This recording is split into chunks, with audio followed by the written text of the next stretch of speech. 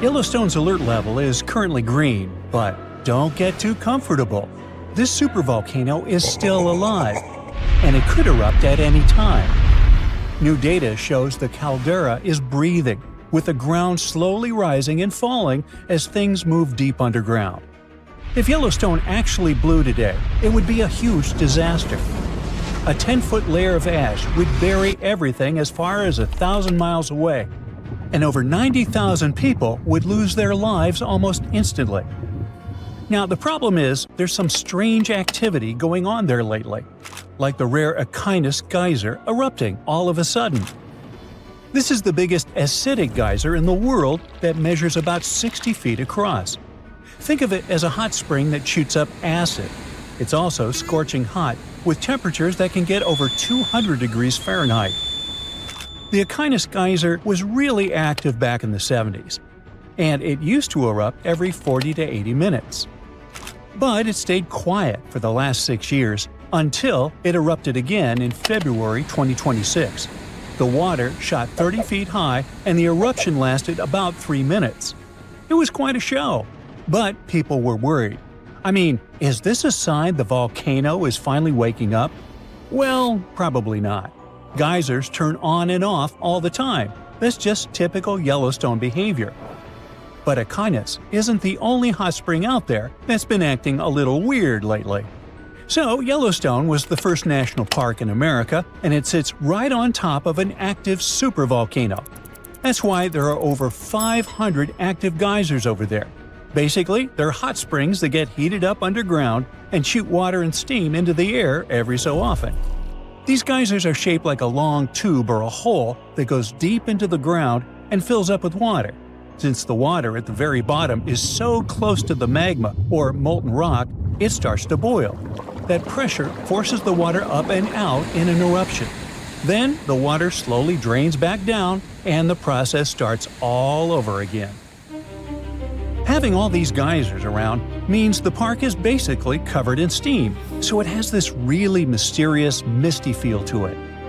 And now it just got even cooler. The ground is literally moving. Lately, everyone's been focused right here, on the Norris Geyser Basin.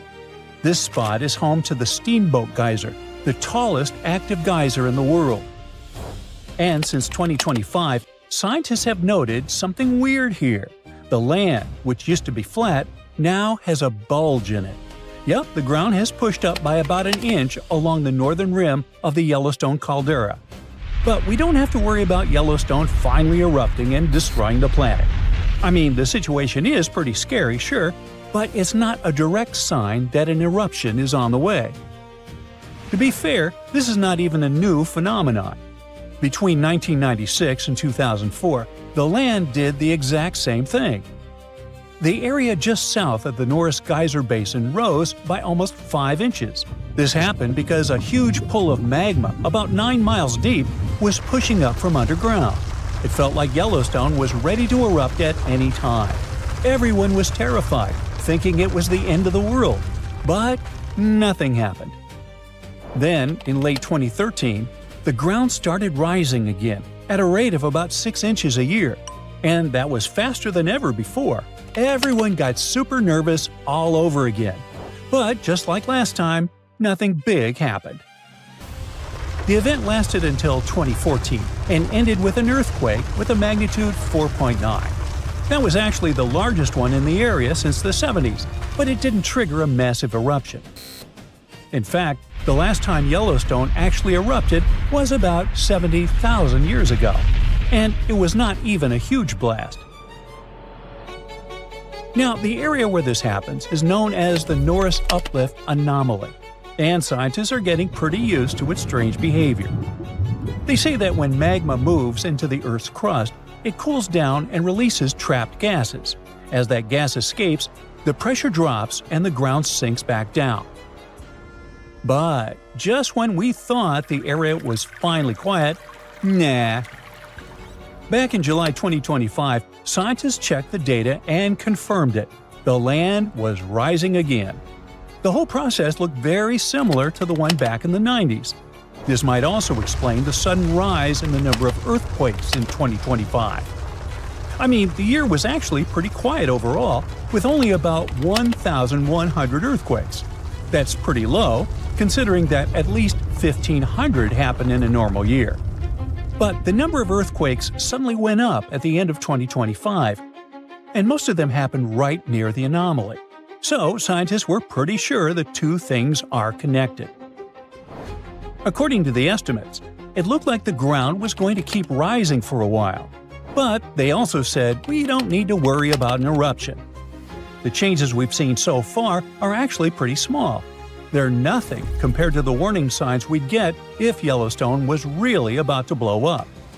Plus, we have way better tools now than we did in the 90s to track all these ups and downs. But one thing we know about volcanoes is that they are unpredictable. So against all the projections, something strange just happened. The ground stopped rising. Exactly. Recent measurements show the upward movement that had been happening since July 2025 has paused. So, whatever was going on under the Norris Geyser Basin just ceased, for now at least. Then there's something else that shows the caldera is back to normal. In February 2026, there were 74 earthquakes out there, which might sound like a lot, but for Yellowstone, it's not. That's a pretty standard number, because about half of the earthquakes in the park normally happen in swarms. I mean, groups of quakes that hit the same spot around the same time. And these swarms can trigger 10 tiny quakes in an hour, for example. To give you an idea, the year with the most earthquakes was 2017. That year, we were seeing something like 285 earthquakes a month. And even then, that wasn't considered dangerous activity. So, if February only had 74 quakes, we can consider it supernormal. Okay, so the caldera looks like it's quiet again. Does that mean we're safe and Yellowstone won't blow up? Not really. Then again, volcanoes are totally unpredictable. Yes, I'm repeating myself. But even with all the high-tech tools we have today, we don't exactly know how they will behave. So, technically, it can erupt at any time. Now, some people might think that Yellowstone is overdue, but that's not really how it works. If you look at the map, there's an average of about 725,000 years between its big eruptions. Based on the last time it had a big blast, we've technically got another 100,000 years left. But honestly, that average doesn't mean much, because volcanoes don't follow a schedule. Now, if Yellowstone did blow, it would be a total disaster. Some say it would be way more powerful than anything humans have ever seen. Computer models show it would blast tons of ash and toxic gas into the sky, making it almost impossible to breathe. That ash could even reach Europe in 3 to 4 days. The magma would completely wipe out the region, swallowing up forests, rivers, mountains, and anything else in its path.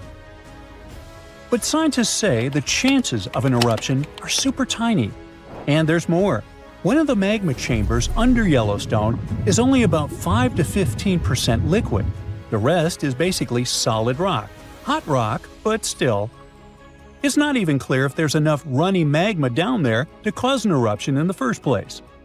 Anyway, that doesn't mean we should completely relax. Experts are still keeping an eye on the North Geyser Basin to see if anything changes in the coming months.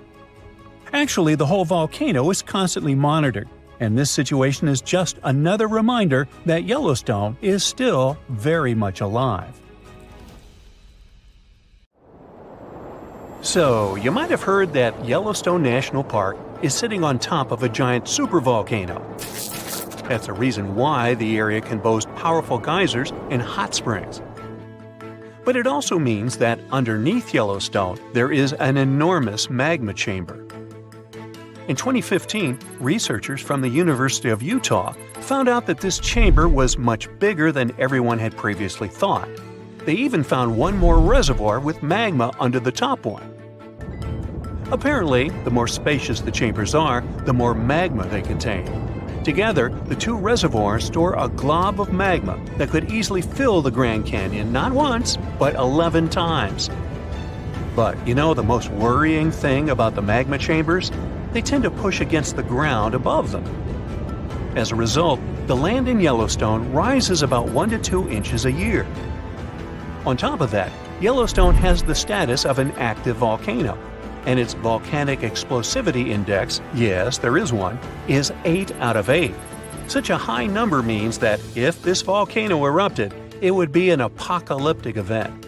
To put it into perspective, the eruption of Pinatubo in the Philippines in 1991, which is considered the most powerful in living memory, was given a mere 6 on the volcanic explosivity index. Ha, loser. Now, let's figure out if there's anything to worry about. In March 2023, the University of Utah seismograph stations recorded 354 earthquakes in the entire region of Yellowstone National Park. Sounds like a lot. But keep in mind that the most impressive event of the month was a mini earthquake of magnitude 3.7. It was part of a swarm of 106 earthquakes that began on March 29th and continued until the end of the month. Yep, earthquakes apparently also come in swarms, so be aware. Experts say that Yellowstone's seismic activity is, well, kind of more active than usual, but it's really nothing serious. A geophysicist working at Yellowstone Volcano Observatory called Michael Pollan claims that the volcano won't erupt anytime soon.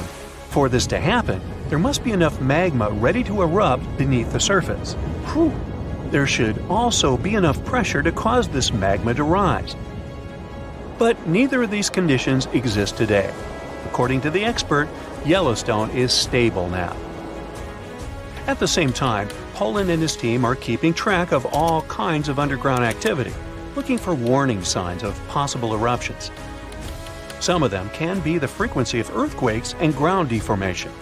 Thousands of mini earthquakes, coupled with extreme changes in the surface of the ground in that area, can be alarming. The team also monitors the temperature of the park's thermal features. That's another noteworthy sign of a potential disaster: park-wide changes in geyser activity, as well as gas and thermal emissions. So, despite the media claims that Yellowstone is due to erupt soon because the last eruption happened 70,000 years ago, that's not how volcanoes work. Experts say that it's one of the most popular misconceptions about volcanoes. They don't follow timelines. If a supereruption did happen, though, the most worrying thing for us would not be the lava flows, and not an earthquake that would most likely accompany the natural disaster. No, the worst consequence of such a supereruption would be ash and ashfall. Let's have a look at what it was like when the Yellowstone volcano erupted many years ago. There have been at least 3 supereruptions in the history of the volcano. The most powerful of them was 2,500 times more devastating than the terrifying eruption of Mount St. Helens in Washington state in 1980. As for the most recent supereruption, it was dubbed the Lava Creek eruption. It formed the Yellowstone caldera after spewing out an insane amount of dust, volcanic ash, and rock into the air. Recently, scientists have also learned about 2 other previously unknown supereruptions that happened around 9 and 8.7 million years ago. The younger of the 2 is now considered to be the largest recorded event of the whole Snake River Yellowstone volcanic province. Anyway, let's have a look at what was going on all those millions of years ago. Because I wasn't around then, so we're all assuming this stuff based on evidence. The first signs of the disaster appeared long before the catastrophe broke out. For thousands of years, the heat had been welling up from within the planet's insides. It had been melting rock beneath the planet's crust and leaving behind huge chambers. They were filled with a pressurized mixture of semi-solid rock, magma, water vapor, and different gases, including carbon dioxide. All this scorching underground soup was expanding since more and more magma arrived with time. The land over the volcanic system was rising upward almost unnoticeably. A year before the supereruption, Yellowstone gave a warning, a burp maybe, but that long ago there was no one who could interpret these signals. Plus, those alarming processes were mostly going on underground. For example, Decompression releases gas bubbles. While bursting, such bubbles can often power particular kinds of eruptions. Months before the eruption, small-scale earthquakes became more frequent and more intense. The ground in many spots all over the supervolcano got hotter than it used to be. Surface lakes and groundwater also became warmer. If people had been around at that time, they would have noticed unusual steam fogging in that area. Not long before the eruption started, the growing pressure pushed the ground over the magma chamber up. This created a dome-shaped uplift. Narrow cracks started to open along the edges of this dome. Imagine opening a bottle of soda after you've shaken it. Something like that was happening near the volcano. Think Mentos and Diet Coke.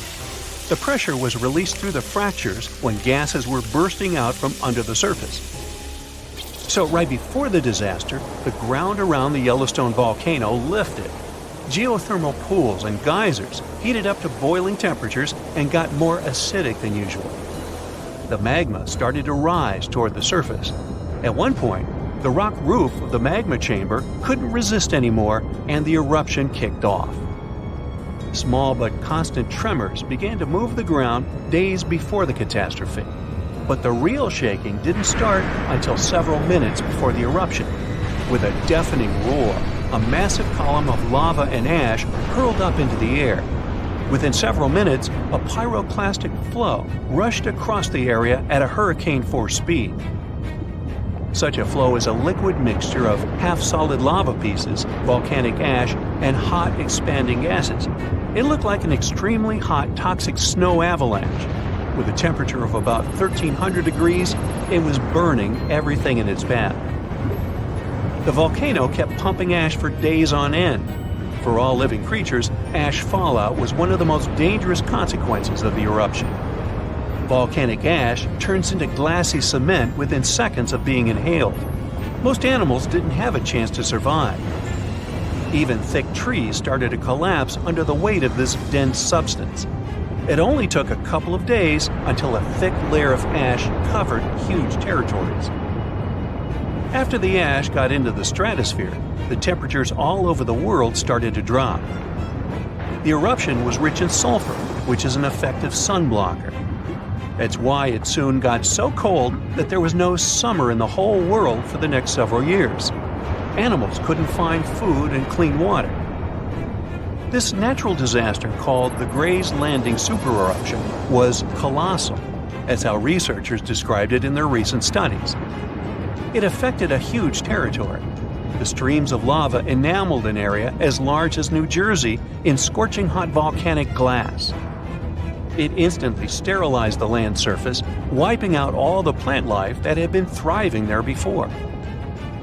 Now, if such an eruption were to happen these days, it would cover Colorado, Utah, and Wyoming with almost 3 feet of toxic volcanic ash. Many regions would be plunged into darkness. Even the coast, where most Americans live, would experience problems with the spread of the ash cloud.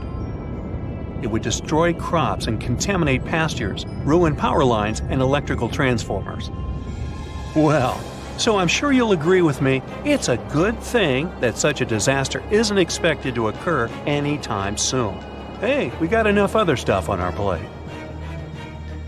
It was April 2025 when geologists went back to Yellowstone's Norris Geyser Basin for the first time this year.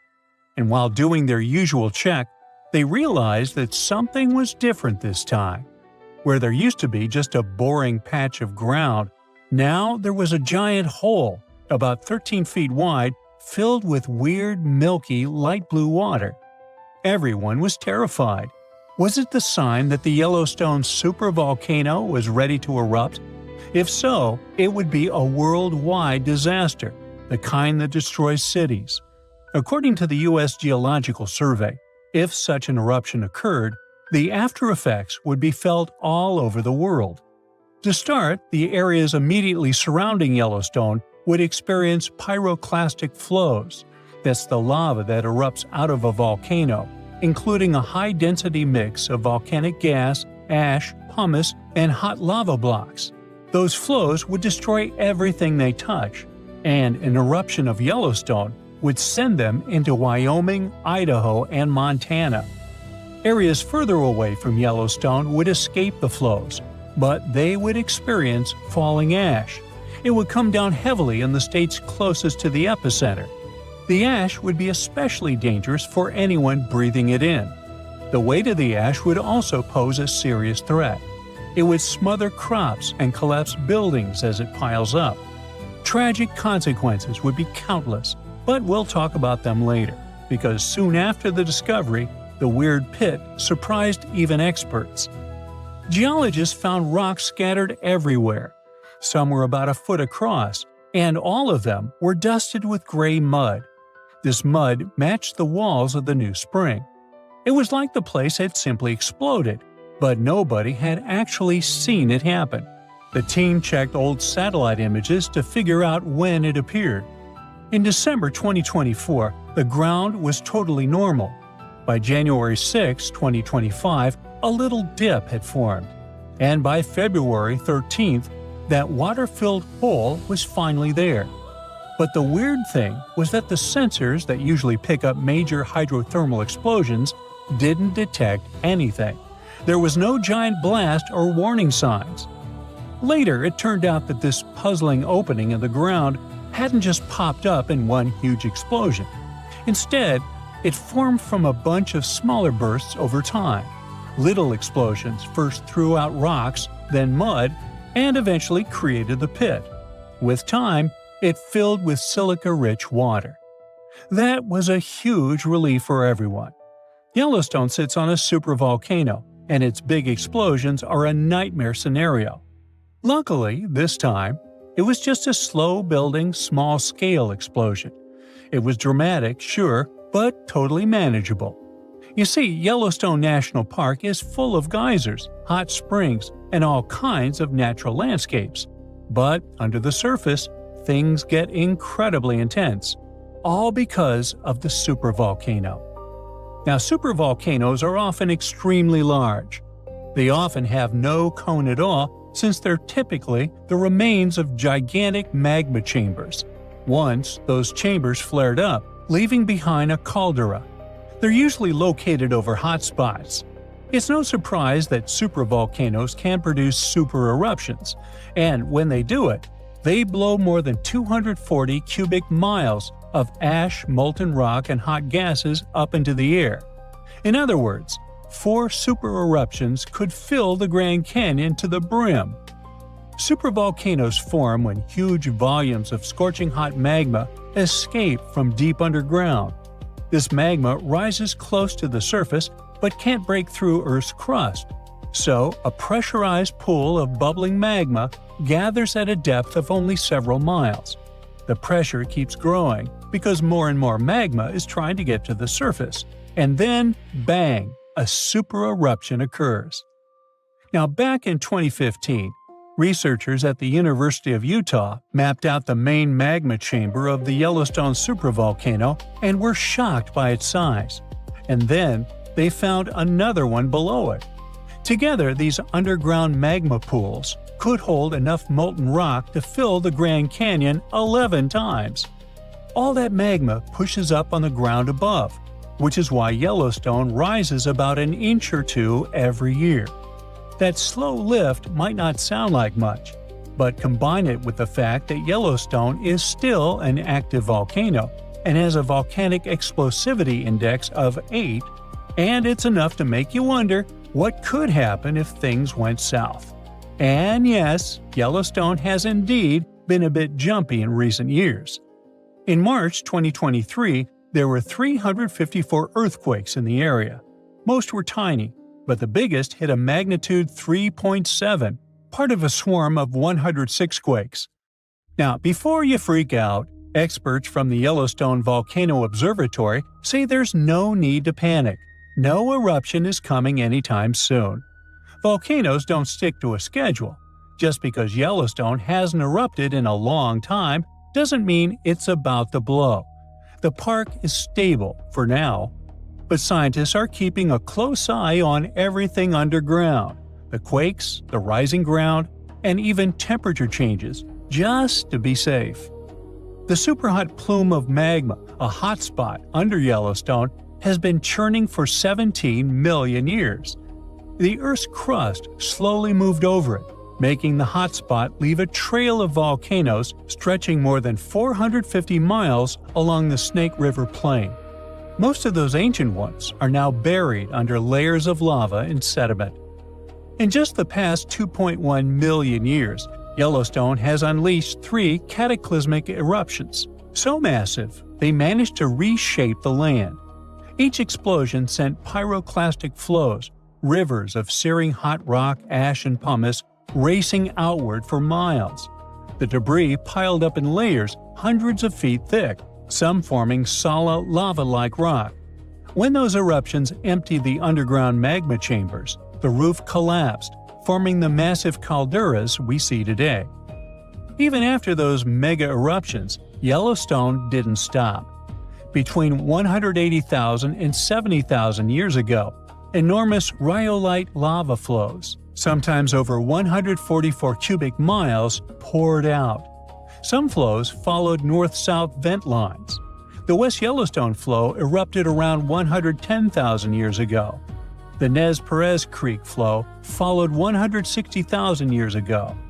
If you stand at Madison Junction on the caldera's northwest rim, you can see it, a cliff that formed when the Lava Creek Tuff eruption collapsed the land 640,000 years ago.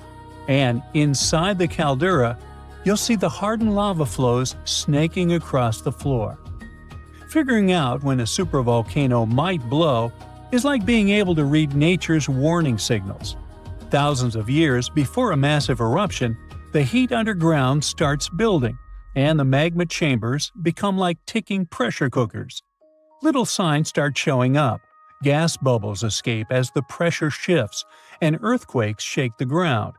The land above slowly rises. Cracks appear. Hot springs and geysers start acting up, heating even more than usual. Now, what would happen if Yellowstone erupted? Remember those pyroclastic flows we talked about before? They can contain 2 parts: the lower flow of the hot lava that moves at ground level, and a cloud of ash that follows above the lava level. So the 2 of them would devastate huge areas. The ash would even reach Europe within 3 to 4 days of the eruption, but it wouldn't be so bad there. After that, it would only take around 2 to 3 weeks before cooler temperatures set in around the globe, all thanks to the sulfur gas that would get to the upper atmosphere after the eruption. Scientists predict that global temperatures would drop by up to 10 to 12 degrees. These consequences could last for 6 to 10 years, putting an end to monsoons, which could cause widespread famine in Asia. Scared? Well, don't be. The good news is that scientists don't believe that the sleeping giant under Yellowstone National Park will wake up in our lifetime. Experts say the next Yellowstone eruption won't likely happen for hundreds of thousands of years. And even then, it may not be that bad, because scientists have discovered that the magma lurking within Yellowstone is actually split up amongst 4 different chambers. Not only that, but some of the reservoirs of magma are likely to cool down and solidify, lessening the chances of an eruption. So, while an eruption does sound like it would change the landscape of the world, it's very unlikely to happen anytime soon. It's official. We now know the exact location and timing of the Yellowstone supervolcano's next eruption, and it's called a supervolcano for a reason.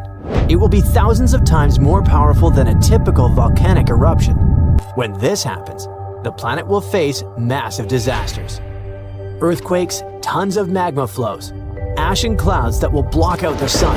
The sky will be gray for a long time. We will have a shortage of food because of the lack of sunlight. Planes won't be able to fly. Some species of animals and trees may disappear. One disaster will follow another, like falling dominoes, one by one. Terrible times await Earth, and okay, stop. It's clear we got it. But when will all this happen? Don't worry, you won't be left without an answer. When ordinary volcanoes erupt, it's always a disaster, but only for those places that are located near the epicenter. Multiply the damage from an ordinary volcano by thousands and you'll get a supervolcano eruption. Yellowstone is one of the largest volcanic systems in the world. It's erupted 3 times in the last 2.1 million years. The last time was 640,000 years ago. The ash covered an area comparable to about half of the United States. Fortunately, there were no people there, but nature got hurt. A similar eruption of a similar supervolcano occurred about 74,000 years ago. It was the Toba supervolcano in Indonesia that caused an apocalypse the human race barely managed to survive. According to some theories, only a few thousand people stayed alive at the time during the volcanic winter, but it's not confirmed.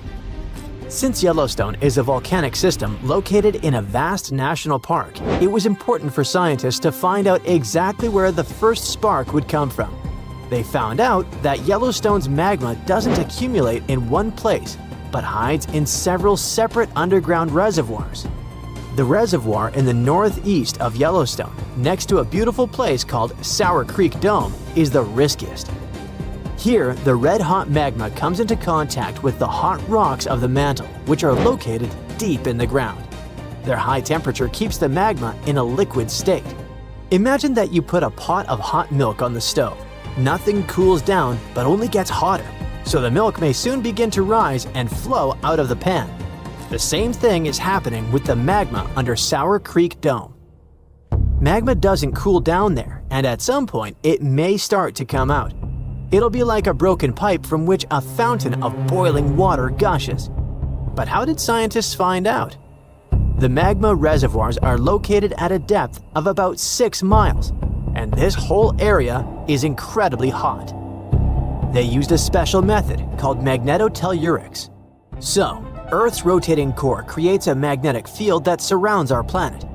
Magma flows around the core, and it contains many magnetic minerals that also create magnetic fields. Scientists use special instruments that sense those fields emanating from the magma, like a metal detector senses lost jewelry on the beach. Using magnetotellurics, they scanned Yellowstone and discovered 4 large magma reservoirs. 3 of them emitted powerful electromagnetic waves, and in the 4th, which is in the northeast, they recorded a much stronger signal from the magnetic field. This is where the eruption is supposed to occur. But fortunately, it won't happen soon. Perhaps in tens of thousands of years, perhaps in hundreds. Phew, you can relax. No volcanic apocalypse is coming soon. But how do scientists know when this magma will start to erupt? Magma doesn't have a timer, and the volcano doesn't wake up with an alarm clock. So, magma flows inside the pores of solid rock. It resembles a dishwashing sponge with lots of small holes through which water passes. Magma penetrates these pores and fills them. For magma to start erupting outward, it must fill at least 40% of these pores. About 20% of them are filled now. But these hot rocks continue to heat the magma and keep it liquid, so it can flow between the pores. At some point, it will connect with other pools of the liquid magma and become a large stream that will rise to the top. How can we prevent this from happening? It seems that the solution here is to cool the balsam rocks, but it's impossible to do so. They are several miles deep, they are incandescent, and there are too many of them. And in any case, trying to cool a part of the Earth's core sounds like a very bad idea. All we can do is accept that nature has its own plans. If the eruption occurs in tens or hundreds of thousands of years, then perhaps humanity will find a way to solve this problem. If not, then we should prepare for the consequences. A huge global catastrophe starts with a massive, large-scale explosion. The erupting magma produces a gigantic amount of ash. A powerful burst of energy collapses the Earth's crust over the magma reservoir. This leads to the formation of a giant caldera. You've probably seen a huge crater in a volcano. So, this is the caldera. The natural disaster is so loud it deafens everyone who's nearby. The blast wave rises ash and pumice stone at a speed exceeding the speed of sound. Volcanic materials reach incredibly high altitudes in minutes. Then, this pillar of ash spreads and plunges a huge territory into darkness. The incandescent particles in the lower part fall under their own weight and heat the air around them. It's almost impossible to breathe. The red-hot pieces of pumice stone and ash set fire to the surroundings. All this hot mass turns into pyroclastic flows that destroy and burn everything in their path. Forests, houses, roads, everything turns into coal. No planes can fly there. Tiny particles can penetrate engines. Besides, it's impossible to see through such a dark gray, hot cloud. It's also dangerous to drive cars. Volcanic particles can burn tires. Luckily, thanks to seismic technologies, people have learned in advance about the eruption, so everybody has evacuated. The column of ash that has reached the edge of space continues to expand in different directions. The wind helps the volcanic dust expand. A giant umbrella-like cloud appears over the territory of Yellowstone. It's getting wider and wider and plunges a huge area into hot darkness. During the first 24 hours, ash falls on most of the United States and parts of Canada. It knocks out power lines, pollutes bodies of water, and destroys crops. Then, the rains begin. The water mixes with the ash and falls to the ground in the form of gray mud. And don't forget, it's also poisonous. The ash contains mercury, arsenic, and lead in large quantities. Such toxic masses poison rivers, lakes, land, and air. All this time, the volcano continues to erupt. The outbursts of magma, ash, and pumice can last for several weeks or even a month. And this is just the beginning. The ash soon begins to settle, but the sulfur dioxide released during the eruption spreads all over the atmosphere. This gas mixes with the atmospheric water vapor and forms an aerosol consisting of small particles. All this covers the planet like a veil. This cap makes it difficult for the sun's rays to pass through, which means it lowers the temperature of the Earth's surface. These events cause a sharp cooling of several degrees in the world. Farmers lose a huge amount of their crops. Food prices rise and economies collapse. There might be a famine all over the planet. Human civilization can plunge into chaos. In a few years, the temperature will start rising, but it will take at least a couple of decades to return to previous standards. What will become of humanity by that time? Of course, we will survive, but we'll have to rebuild our civilization. But don't be afraid. If nothing depends on us, let's just enjoy every day of life. Be grateful and help each other. Supporting and caring for each other even during the volcanic winter is a guarantee that humanity will survive. So, you notice anything weird? Recently, there have been alarming changes in the water levels in different parts of Yellowstone Lake. At the same moment, the water level can be rising on one side of the lake and falling on the other. Ooh, it looks as if the lake basin gets lifted by some underground forces. Can it be a sign of a looming disaster? Geysers, mud ponds, and hot springs turn Yellowstone National Park into some extraterrestrial world. And all these wonders are fueled by a mighty supervolcano. Supervolcanoes produce super eruptions. When it happens, they launch more than 240 cubic miles of ash, molten rock, and hot gases up into the air. To make it easier to imagine, 4 super eruptions could fill the Grand Canyon to the brim. The Yellowstone giant was thought to be responsible for at least 3 enormous eruptions and countless smaller ones. In that region, the volcanic deposits are scattered over tens of thousands of miles. Scientists believe they had been created by many weak eruptions. But after doing more research, experts found out these deposits had been left by 2 previously unknown super eruptions. Those probably took place about 9 and 8.7 million years ago. This discovery means that the area around the Yellowstone volcano used to face a super eruption every 500,000 years. But over the last 3 million years, the hotspot has seen only 2 super eruptions. It makes scientists believe these catastrophic events are slowing down, or just maybe one is overdue. Anyway, If the Yellowstone supervolcano went off with as much power as it had 2.1 million years ago, it would spit out more than 588 cubic miles of boiling lava. That's more than 4,500 times the volume of Sydney Harbor. That's a lot of lava. Whether it's likely to happen or not is another question. There's no doubt that something is going on with the volcano. The water level changes in Yellowstone Lake mean the caldera is lifting under the surface. And the caldera is what's left over after a volcano erupts and then collapses. The Yellowstone caldera is not just going up, creating a dome-shaped uplift. It also moves up and down in a kind of breathing motion. It might be because the magma is seeping into the crust, or because this magma is heating up the Yellowstone hydrothermal system, making it expand and raise the crust.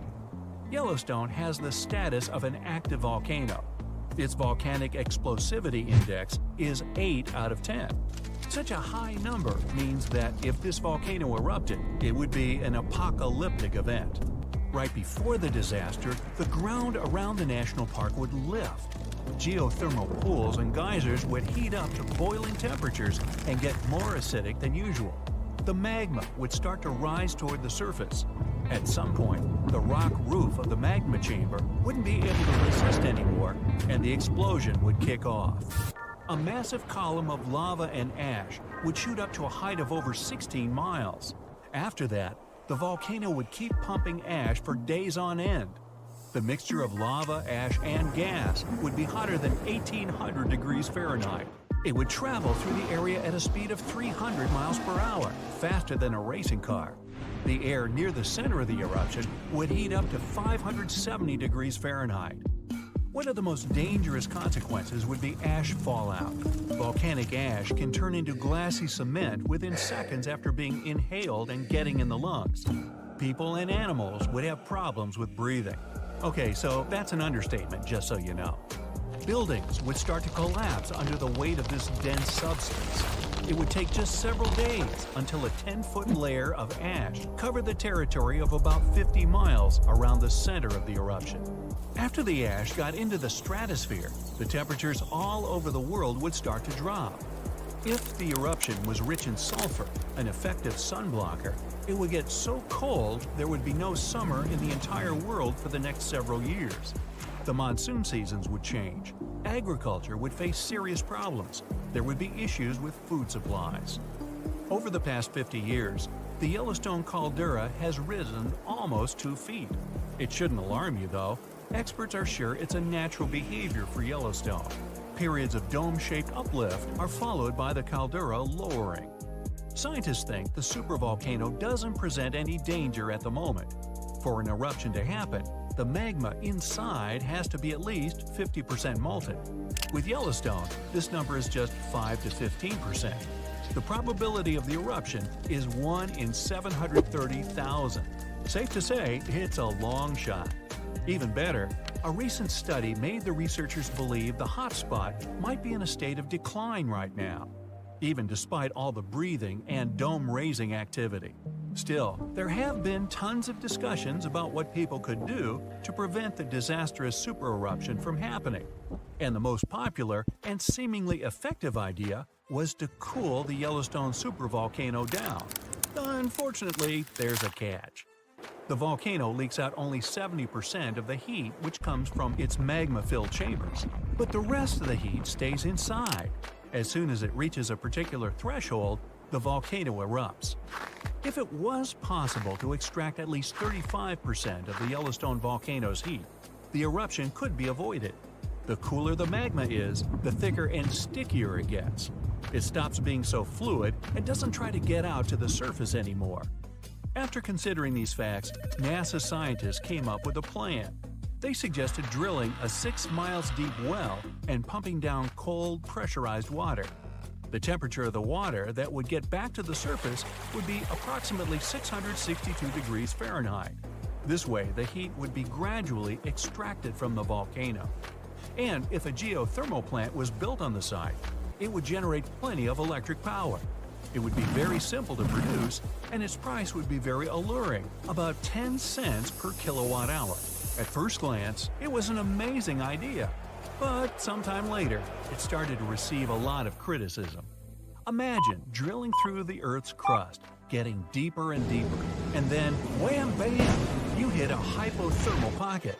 Uh-oh, get ready for a catastrophe. This can release gases that are likely to cause a series of super powerful explosions. In the worst-case scenario, it may even trigger a full-scale volcanic eruption. Now, you already know about its catastrophic outcomes, from fountains of lava and avalanches of molten rocks to climate changes all over the globe. Yeah, not good. Or let's say you're drilling a well to deliver cold water to the volcano, and then you suddenly hit its magma chamber. In this case, instead of cooling the giant down, you'll make the top of the magma chamber much more fragile than it used to be. And the whole construction will be at risk of collapsing at any moment. And don't forget that your drilling may also release toxic gases. They often accumulate at the top of the reservoir with magma. Can it get any worse? Well, yes it can. The whole process would stretch for more than 16,000 years. This method is too risky to cool the volcano down as fast as people would probably want. And scientists aren't even 100% sure that when the cooling system construction is finished, the volcano will stay cold for at least another 100 years. And last but not least, the project of making the Yellowstone supervolcano a bit cooler would cost a mind-boggling $3.5 billion. A huge price for something that might not work out altogether.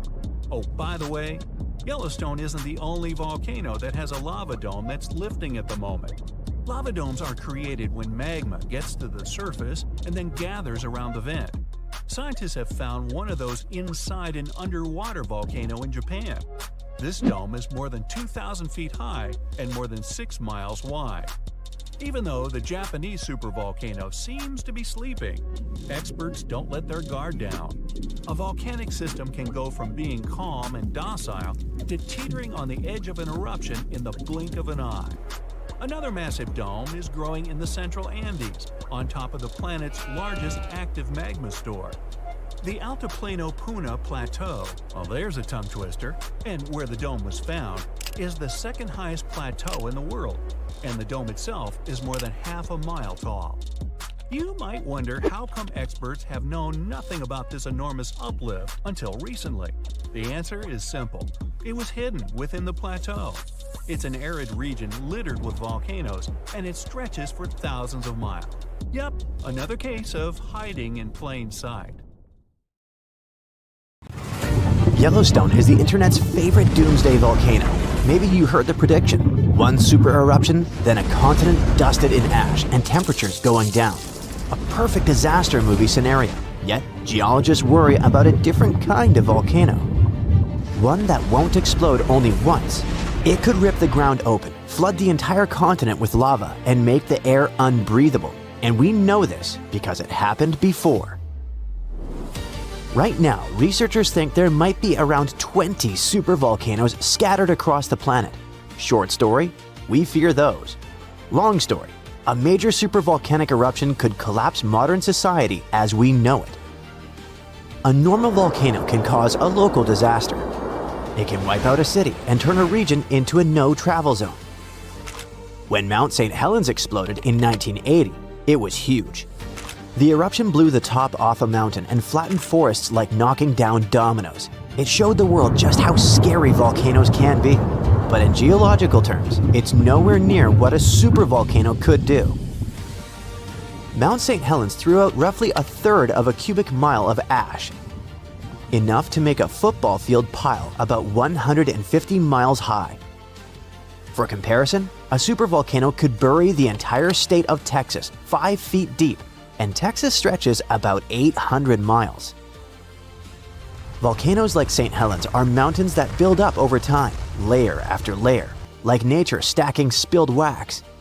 They erupt, they cool, they erupt again, and you end up with a cone that looks cool in photos. A supervolcano is like a hidden pit. It resembles a giant underground tank of molten rock covered in a thick slab of crust. Imagine the magma chamber like a huge underground room, and the ground above it is the ceiling. During a super eruption, Cracks rip open across that ground, and magma forces its way up through them, like steam blasting out of a pressure cooker. Ash and gas roar high into the sky. It can start in multiple spots across a wide area, not one neat hole. The magma chamber underneath can empty so violently that the roof above it collapses, the land drops, and what's left is a massive bowl-shaped scar called a caldera. And Yellowstone is the prime example. About 631,000 years ago, Yellowstone had a massive eruption, and it left behind a giant caldera about 30 by 45 miles across. Now it's a national park, but it's also basically a footprint, like a warning. If Yellowstone erupted again, the first super hot clouds of ash and gas could blast outward and burn everything nearby. Then the ash would spread. And ash is not like the fireplace dust. It hurts to breathe. It wrecks engines, and it can shut down flights and machines. Regular volcanoes mostly hit the area around them with lava. A super eruption turns the air itself into a real danger.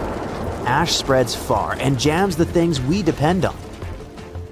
High up, sulfur can turn into a thin haze that will block some sunlight. That can cool things for a while and mess with growing seasons, even far from the eruption. And winds can spread that effect well beyond the US. However, geologists worry about something even worse. A kind of eruption that can keep going in waves and cover huge regions in lava. It's called a large igneous province. It's not one volcano. It's a whole stretch of crust that starts leaking lava through long cracks over and over for a long time. Instead of one giant explosion, it's more like Earth turning on a lava faucet that just keeps going. Imagine a crack in the ground hundreds of miles long. Out of that crack comes a sea of lava. But this isn't the sticky, slow stuff you see in Hawaii. This is hot, runny, fast-moving lava, and it doesn't stop. It spreads, floods low spots, stacks into layers, and then does it again. And that's what makes LIPs scarier than a supervolcano. They drag on. They can erupt in repeated pulses over hundreds of thousands to a few million years. We have scars to prove it right here in the US. About 17 million years ago, the Pacific Northwest ripped open and created the Columbia River basalt. Lava did not just coat the land, it drowned it. The total amount that erupted was around 42,000 cubic miles. That's enough to cover the whole US in lava about 58 feet deep. But how can Earth produce enough lava to bury a mountain range? It's because the planet is still churning inside. Imagine Earth like a pot of thick tomato soup sitting on a stove. Earth's core is the stove, and it's extremely hot. The soup is the mantle, a thick layer of rock that moves slowly. Now and then, a massive blob of superheated rock rises from deep in the mantle, possibly from the boundary above the core. Scientists call this a mantle plume. When it reaches the cooler crust, it spreads out, pushes upward, and when it breaks through, it does not build one neat mountain. It can open long cracks and feed eruptions in repeated bursts for a very long time. However, while lava burns everything in its way, it's not what wrecks the planet. The gas does. These eruptions release huge amounts of carbon dioxide and sulfur, and we can assume the consequences of that because it happened before, and not just once. About 252 million years ago, a massive LIP eruption began in what is now Siberia. It lines up with the worst extinction event in Earth's history, the Great Dying. Around 90% of species disappeared. Huge amounts of gas flooded the air and trapped heat. The oceans soaked up some of that gas and turned more acidic. Acid rain fell again and again. Life on Earth crashed. Scientists believe that in the last 500 million years, there have been 16 major extinctions like this, and that 15 of them line up closely with LIP timing. These geological formations changed Earth so many times, and scientists now wonder, What if Yellowstone and that massive lava flood in Oregon are actually a part of the same system? Look at Idaho from space and you see a long, flat track across the state called the Snake River Plain. It points from the old lava flood region toward Yellowstone, like a trail. That path exists because Earth's surface moves. The outer layer is split into giant plates that slowly slide. Under Idaho and Yellowstone, a deep, hot zone keeps feeding eruptions. As the plate moves, the eruption zone shifts with it, leaving a long trail behind. That's why the rocks get older the farther you go from Yellowstone. It's the same heat source, just a moving target. And if you roll the plate's motion back far enough, that trail points closer to where the Columbia River basalts formed. That's why some geologists think the Northwest lava flood and Yellowstone could be connected parts of one long-lived system. Finally, if it's all part of one big apocalyptic system, is it time to pack the bags and flee to Mars? Will it happen again soon? Even if they share the same story, that does not mean the worst part is coming back soon. The lava flood chapter played out millions of years ago. Today, Yellowstone is simply where that deep heat shows up at the moment. And sure, it can erupt again, but the most likely eruption isn't some giant doomsday blast. It's a steam explosion, when super hot water flashes into steam and blows rock apart. Lava flows and smaller eruptions can happen too. The caldera-making nightmare is a rare one. If Yellowstone ever started building towards something big, it wouldn't be sneaky. You would see it coming. A lot more earthquakes than normal and the ground lifting faster than usual. The clearest right before signs would likely show up in the days or weeks before it. We cannot stop a planet-scale eruption. We can only watch for the warning signs and plan. But hopefully, if the planet decides to get rid of us, by the time it starts sending warnings, we'll already finish turning Mars into our new home. At the end of December 2021, an underwater volcano with a rather exotic name, Hunga Tonga, woke up after several years of sleeping. It did that with so much energy and strength that people heard the eruption from over 100 miles away. Then it went back to sleep. But a couple of weeks later, it woke up again with a force 7 times greater than the first time. It broke the island above it in 2 parts. The lightning storm that started because of the eruption was the most intense in recorded history. The sound waves from the eruption traveled around the planet several times. Someone even heard a loud boom from it in Alaska. And it started the first known mega tsunami since ancient times. This tsunami took the lives of 2 people as far as Peru and caused trouble for 2 fishermen in California. But that's not all. This eruption could change the weather patterns on Earth for years. You may see the first proof in the summer of 2024, which is forecast to become much wetter than usual. Scientists believe the eruption was caused by gas building up to a critical point. Different minerals, including anhydrite quartz and sulfides, were building up for several months until they blocked the flow paths and sealed the gas within Hunga Tonga. Normally, when a volcano erupts, the fumes cause a temporary cooling effect on Earth's surface. But Hunga Tonga's eruption was different. It didn't produce much fumes, but released a massive amount of water vapor, roughly equal to 60,000 Olympic swimming pools. The intense heat of the eruption turned huge amounts of seawater into steam, which then blasted high into the atmosphere. All that water vapor ended up in the stratosphere, a layer of the atmosphere that's too dry to form clouds or rain. Scientists don't have any observations of volcanic eruptions like Hunga Tonga to predict its effects on our weather patterns. They can't tell exactly how long these effects might last either. This is because the only way to measure stratospheric water vapor is with satellites, which have only been around since 1979, and there hasn't been an eruption similar to Hunga Tonga in that time. Experts from different countries started analyzing satellite data right after the Hunga Tonga eruption. They wanted to find out how long water vapor would stay in the stratosphere, where it would go, and, most importantly, what this would mean for the planet. The first big result of the eruption, at least partially, was a huge hole in the stratosphere that was hanging on for several months in 2023. By the time it appeared, the water vapor had reached the polar stratosphere over Antarctica. In the following years, there wouldn't be enough water vapor left to enlarge this hole. It looks like Hunga Tonga will have just a minimal effect on global average temperatures. But there are some surprising, lasting regional impacts. One of the scientific models forecasts colder and wetter winters for northern Australia until about 2029. In North America, it predicts warmer winters, and Scandinavia could have even colder winters. This is just one study though, and one approach to understanding how the eruption of Hunga Tonga can change our weather. We do have at least one example from history when a volcano eruption changed the world. Over 2 centuries ago, in 1815, Mount Tambora erupted and caused the year without a summer. In the following year, the winter was unusually cold and wet weather across Europe and North America. A recent study confirms that 1816 wouldn't have been this cold without the volcanic eruption. The immediate effects of the eruption were catastrophic, with tsunamis destroying homes, claiming 10,000 lives and 80,000 more who fell ill in the aftermath. The eruption of Mount Tambora was one of the strongest in the last 1,000 years.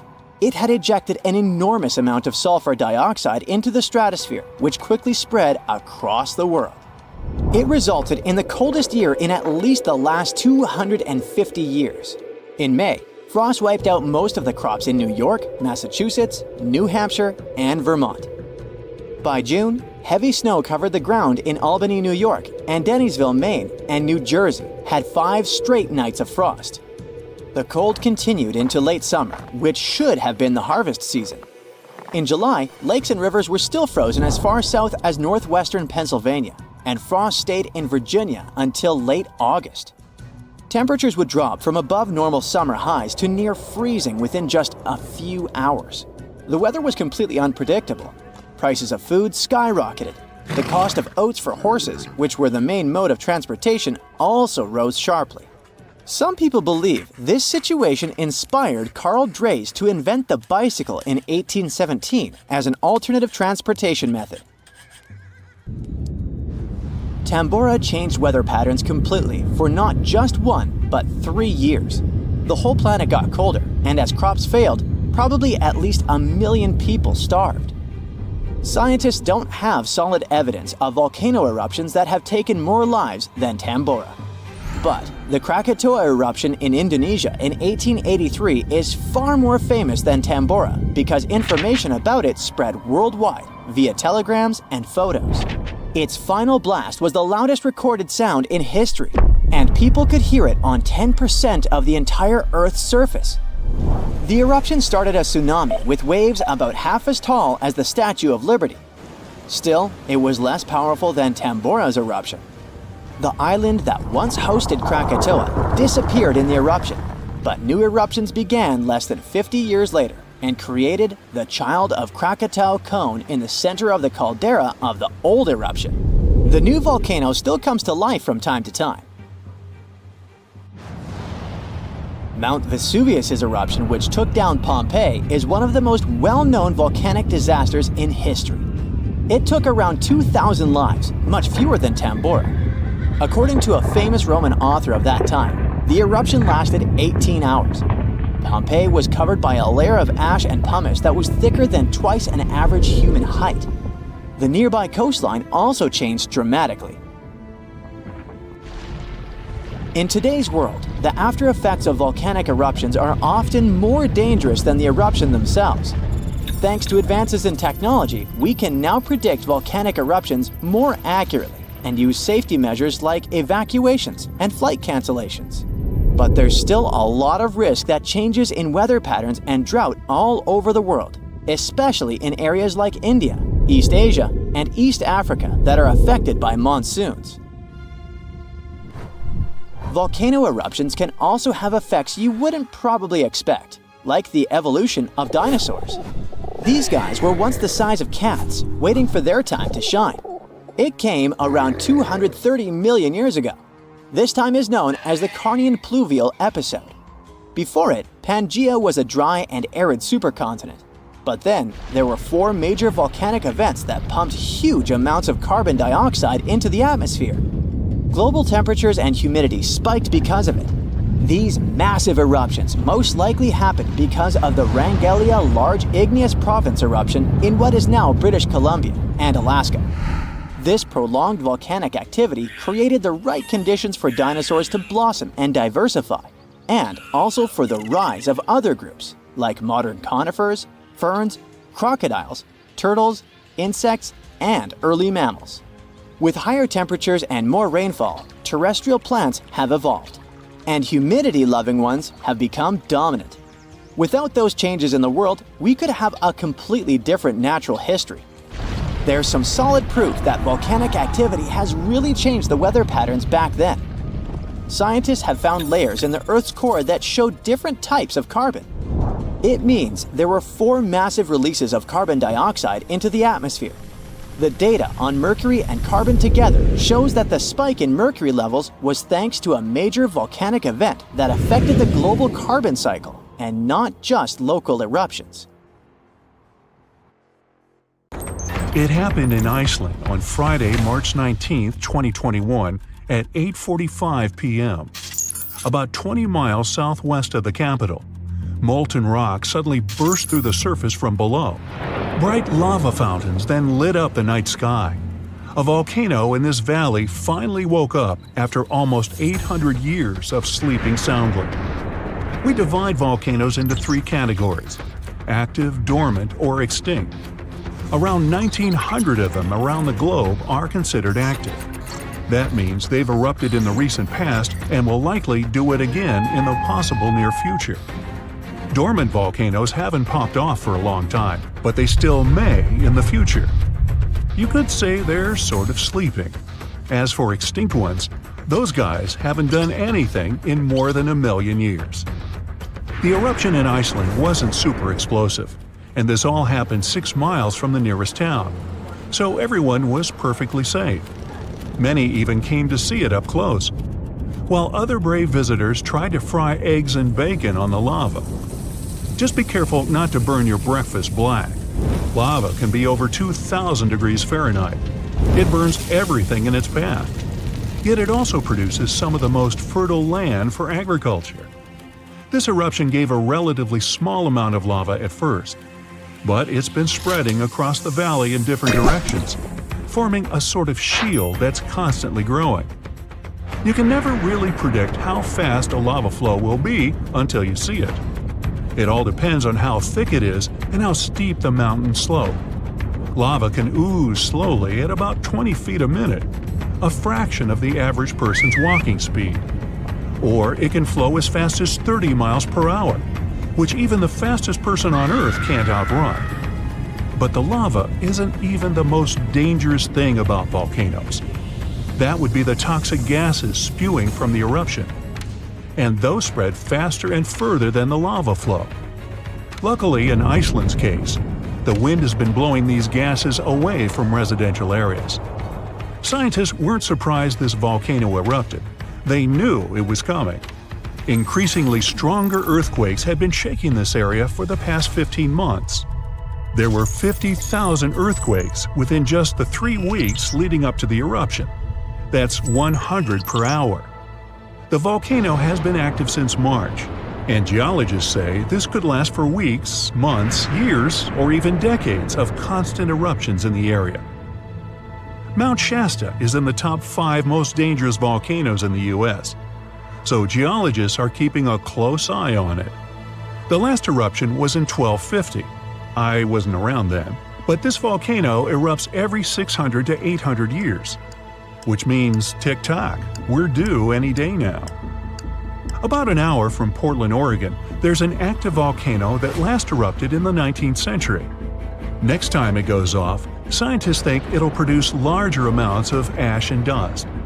This could cause an electrical blackout and make water unsafe to drink in the area.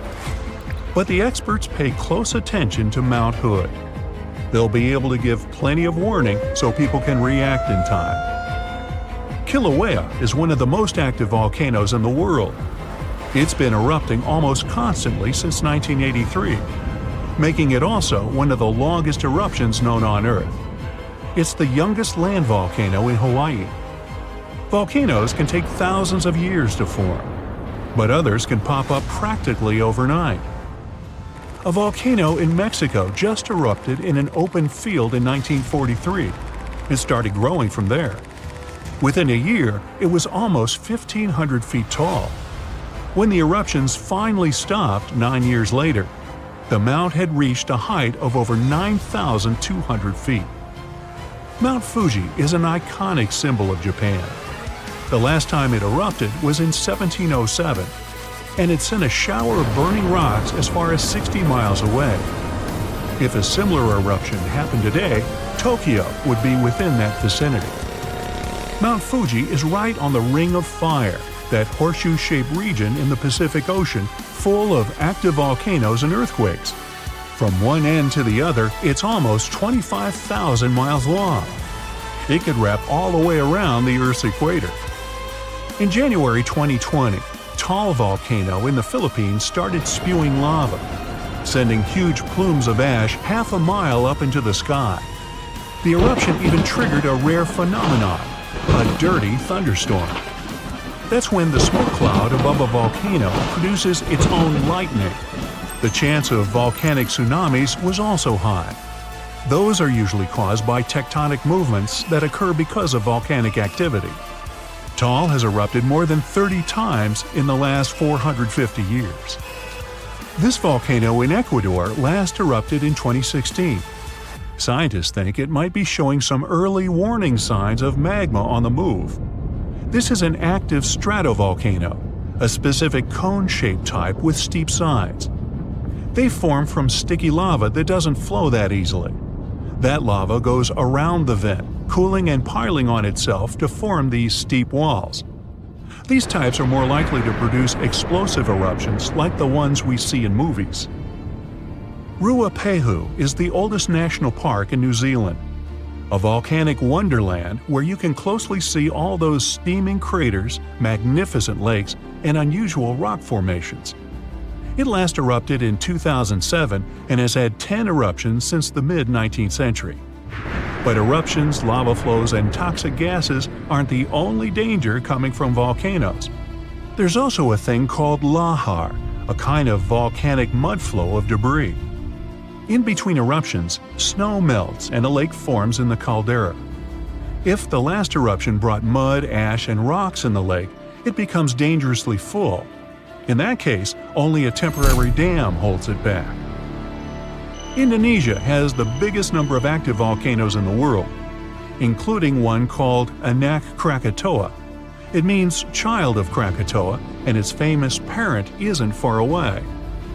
A huge tsunami in 2018 partially woke Junior, a scary thought since Senior had one of the most powerful eruptions ever seen on this planet in 1883.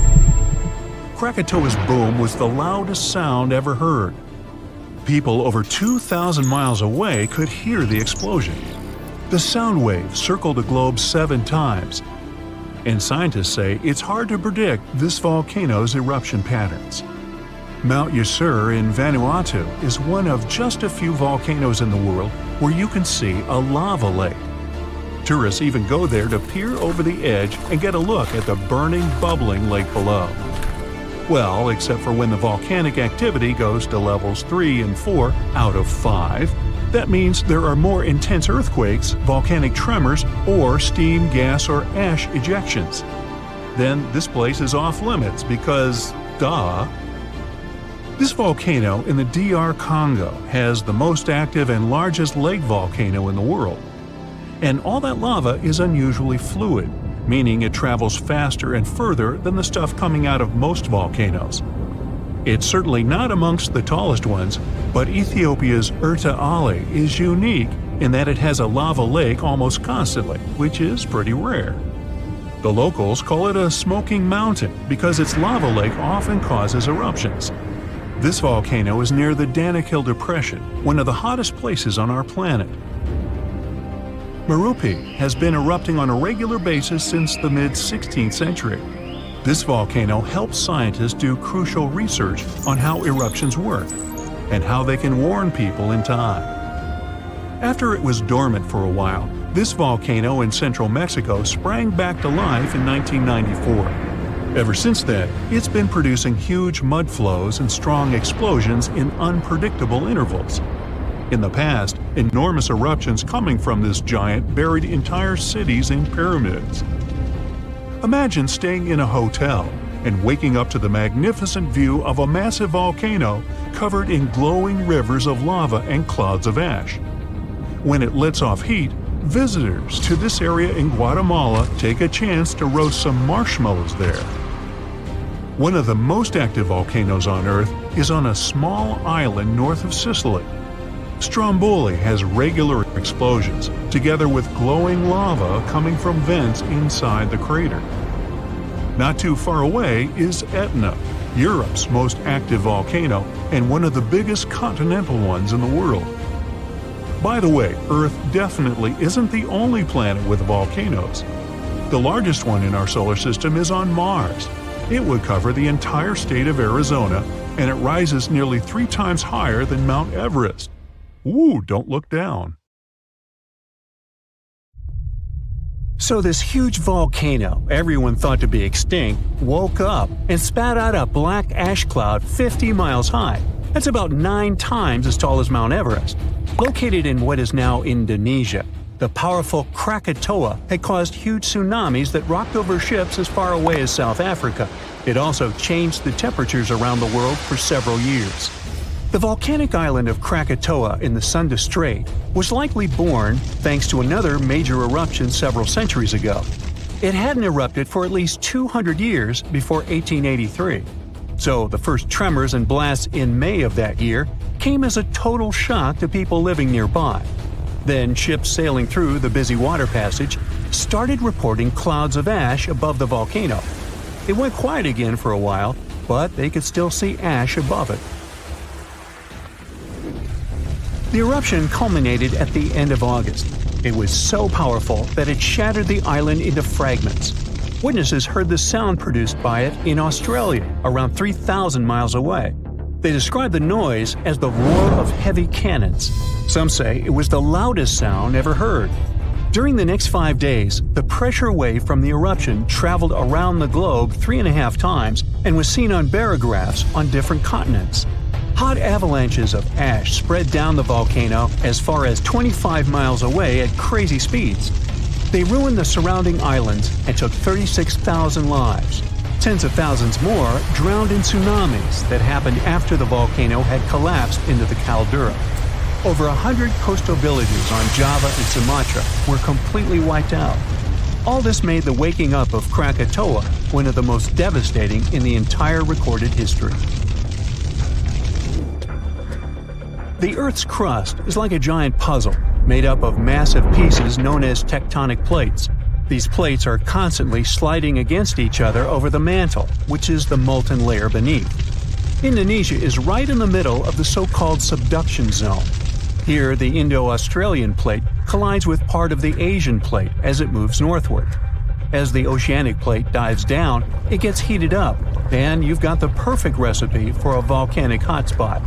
Krakatoa had 3 peaks, each serving as an exit door for a massive magma chamber beneath it. During a previous eruption, debris blocked one of these exits, and the pressure built up beneath. When Krakatoa finally blew its top, the blast split the magma chamber wide open. The eruption led to a so-called volcanic winter. Krakatoa had sent 6 cubic miles of rock, ash, and debris into the atmosphere. They created a thick veil that surrounded the Earth. The particles scattered sunlight, and the troposphere below cooled down. The effect stayed strong for several years. The northern hemisphere experienced colder than average temperatures, and in some regions, summer temperatures didn't rise to typical levels. Southern California received a record amount of rainfall in the months following the eruption. The sky became darker in different parts of the world for years afterwards. The sunsets, for many months, turned into a spectacular show of red and orange. One astronomer supposed it was the source of the inspiration for The Scream by Edvard Munch. The painting shows exactly what the sky over Norway looked like after the eruption. It also produced a rare type of halo called Bishop's Ring, and a volcanic purple light at night. For several years after Krakatoa had blown up, the moon looked blue and sometimes green. That's because some ash clouds were full of particles large enough to scatter red light, only letting other colors pass. Someone even witnessed lavender sun and night-shining clouds. Krakatoa became the first scientifically well-recorded and studied eruption of a volcano. Between the moments the first clouds of ash were seen by a ship passing by and the disastrous eruption, scientists managed to organize geological expeditions. They studied the volcano and gathered samples of volcanic rocks. It became useful for understanding volcanic activity. Krakatoa was sleeping tight until the 1920s, when some locals noticed a column of steam and debris spewing from the collapsed caldera. Within weeks, the rim of a new cone sprang up above sea level. After a year, it was a small island named Child of Krakatoa. It continues to erupt, but fortunately without serious consequences so far.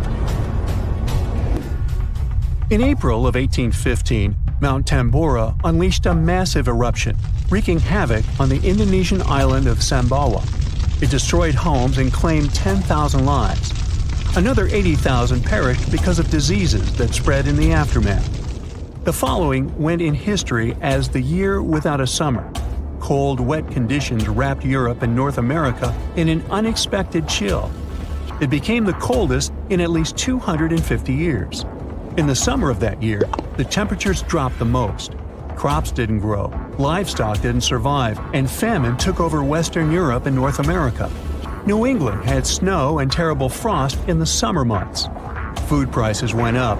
Oats for horses became a luxury. Some people say it even inspired the invention of the bicycle in 1817. Scientists used early data and climate models to see if it was all because of the Tambora eruption. They compared the data to similar years. They showed that precipitation was around the same, but the temperatures were much warmer. When they introduced the volcano into the scenario, they got the exact data for the year without summer. They say that a powerful volcanic eruption like that one increases the likelihood of extreme cold by up to 100 times. The explosion of the Toba supervolcano on the island of Sumatra around 74,000 years ago became the Earth's largest volcanic eruption in 28 million years. Parts of Indonesia, India, and a slice of the Indian Ocean got a cozy blanket made up of 6 inches of volcanic debris.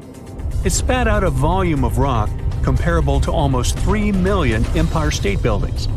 The crater it had left behind is still seen from space.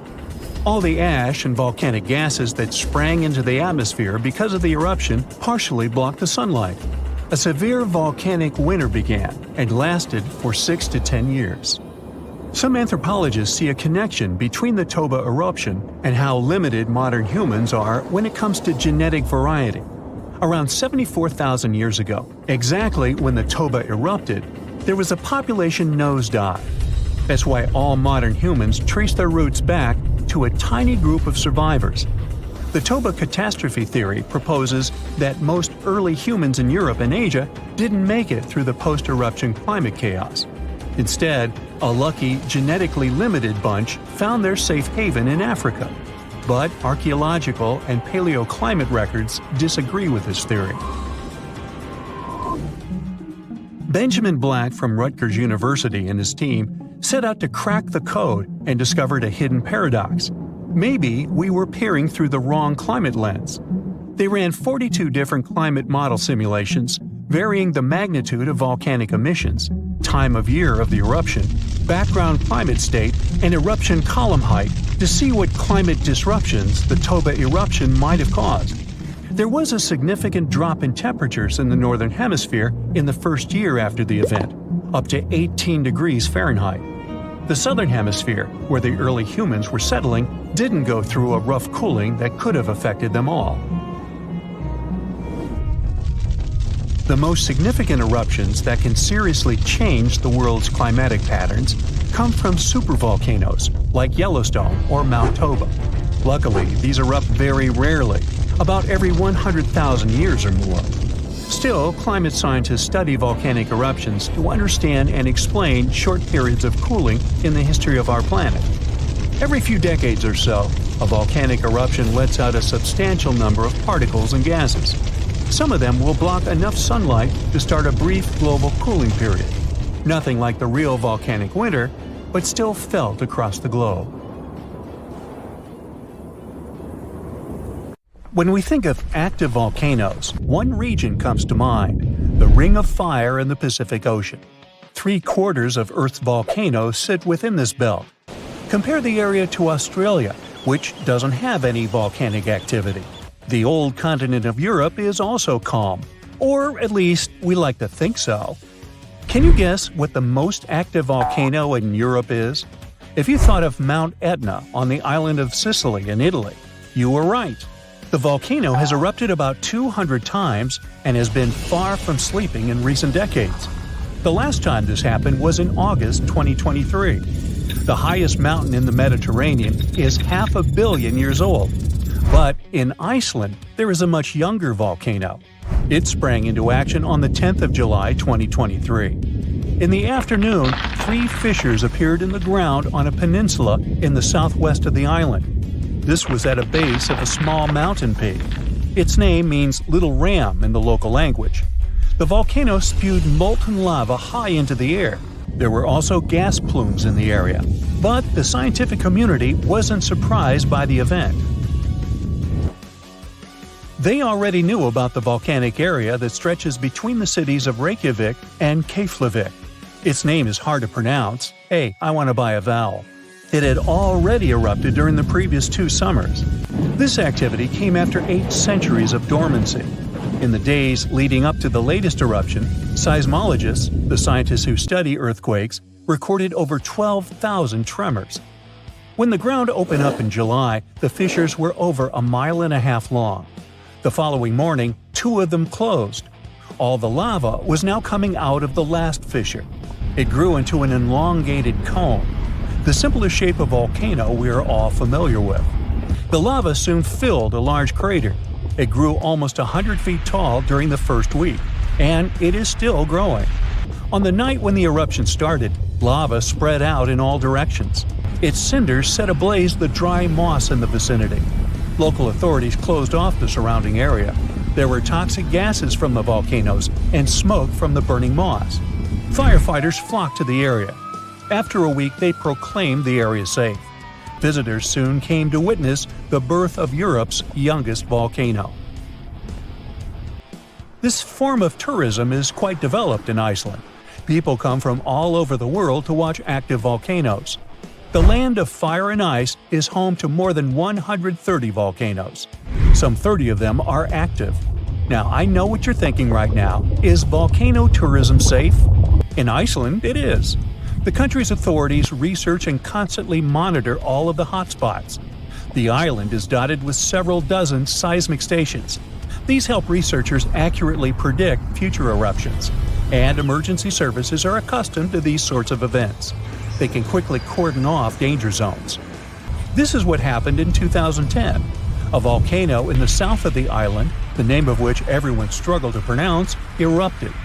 It spewed out a plume of steam and ash that was 7 miles high. This wasn't a fun time to be an air traveler. Winds carried the enormous plume southeast toward northern Europe. Many countries closed their airspace for several days for safety reasons. The volcano erupted in March, but the Earth was shaking from January the same year, so seismologists knew that an eruption was approaching. When it comes to the continent's youngest volcano, the tourist infrastructure is already there. Visitors can leave their cars at a designated parking lot. Then they go on a 5-hour-long trek. This leads to a viewing deck. Tourists are so close to the epicenter that they can feel the heat haze from the crater. The sight is the most impressive at nighttime. Safety is never a concern. Scientists regularly chart out hazard maps that outline the borders of lava fields. This way, visitors who stick by the rules are never in harm's way. More than a week after the eruption started, a section of the crater collapsed. Lava flowed downhill west of the volcano. This majestic, smoldering hot river is slow-moving lava. Scientists categorize it as an AA type. The term is Hawaiian. It describes basaltic lava that has a rough and brittle surface. The flow is composed of broken lava blocks that are called clinkers. They fall off as the substance flows. This reveals red-hot areas. The cooler sections of lava are gray and black in color. When it moves forward, it produces a distinctive sound like shattering glass. Nearly a month after the eruption of the new volcano, we got aerial footage of an interesting phenomenon. A tornado formed directly over the lava flow. This occurs due to the high temperatures in the area. When the conditions are right, a column of heated air can easily turn into a mini tornado. Scientists observed a similar event happen during the 2018 eruption of Mount Kilauea in Hawaii. The lava fields of Europe's second-largest island tell the story of the creation of Iceland. It sits above the place where the North American and Eurasian plates meet each other. Tectonic plates are huge, rocky chunks of Earth's most outer layer. There are roughly 20 of them. They rest on a partially molten layer of rock. All the lava we see on the surface starts its journey here. You could say that these plates float on molten rock. Their boundaries are unstable, so when two plates grind past each other, they release tremendous amounts of energy. The formation of volcanoes is one result. These are places where the molten rock travels upward to the surface. Iceland began to form some 60 million years ago. The tectonic plates under the ocean drifted apart. Enough lava piled up on the surface to create solid ground. This ancient rock is under the waves today. As new lava reaches the surface and cools down, it pushes the old rock away from the center of the island. That's why the oldest parts of Iceland aren't 60, but only 16 million years old. The country's active lava fields are young in geological terms. Some of them are under 1,000 years old. Scientists consider the island a hot spot for volcanoes, pun intended. Nearly a third of the basaltic lava that reaches the Earth's surface in recorded history came from Icelandic eruptions. Fissure swarms, like the ones before the 2023 eruption, cover 30% of the Nordic country. For this reason, only a quarter of the island is inhabited. Norse Vikings were the first people to settle in Iceland at the beginning of the 10th century. Nature threw them a loud welcoming party. Just a few years after their arrival, they witnessed one of the greatest volcanic eruptions in history. Vikings came from a region without volcanoes, so they had no clue as to what was going on. Today, Icelanders are used to such events. This is good because their homeland is entering a new era of volcanic activity. Volcanologists suspect that recent events are an introduction to decades of more frequent eruptions. The peninsula that is home to Earth's youngest volcano is just 17 miles southwest of Iceland's capital city. It's been dormant for a long time. Present-day eruptions there are a reminder that the natural processes that created Iceland are still ongoing. Recently, scientists discovered that there's a historical link between volcanic eruptions in the north of Europe and glaciers. Our planet went through at least 5 major ice ages. These were exceptionally lengthy periods when the average temperature on Earth dropped. The result was the expansion of ice sheets across northern Europe and North America. The last ice age ended some 10,000 years ago. Researchers are still trying to fully understand how these glacial periods affected volcanic activity. They suspect that the sheer weight of all that ice disrupts the flow of magma underground. When glaciers retreat, the pressure is lifted. This makes it easier for lava to flow upward to the surface where it bursts.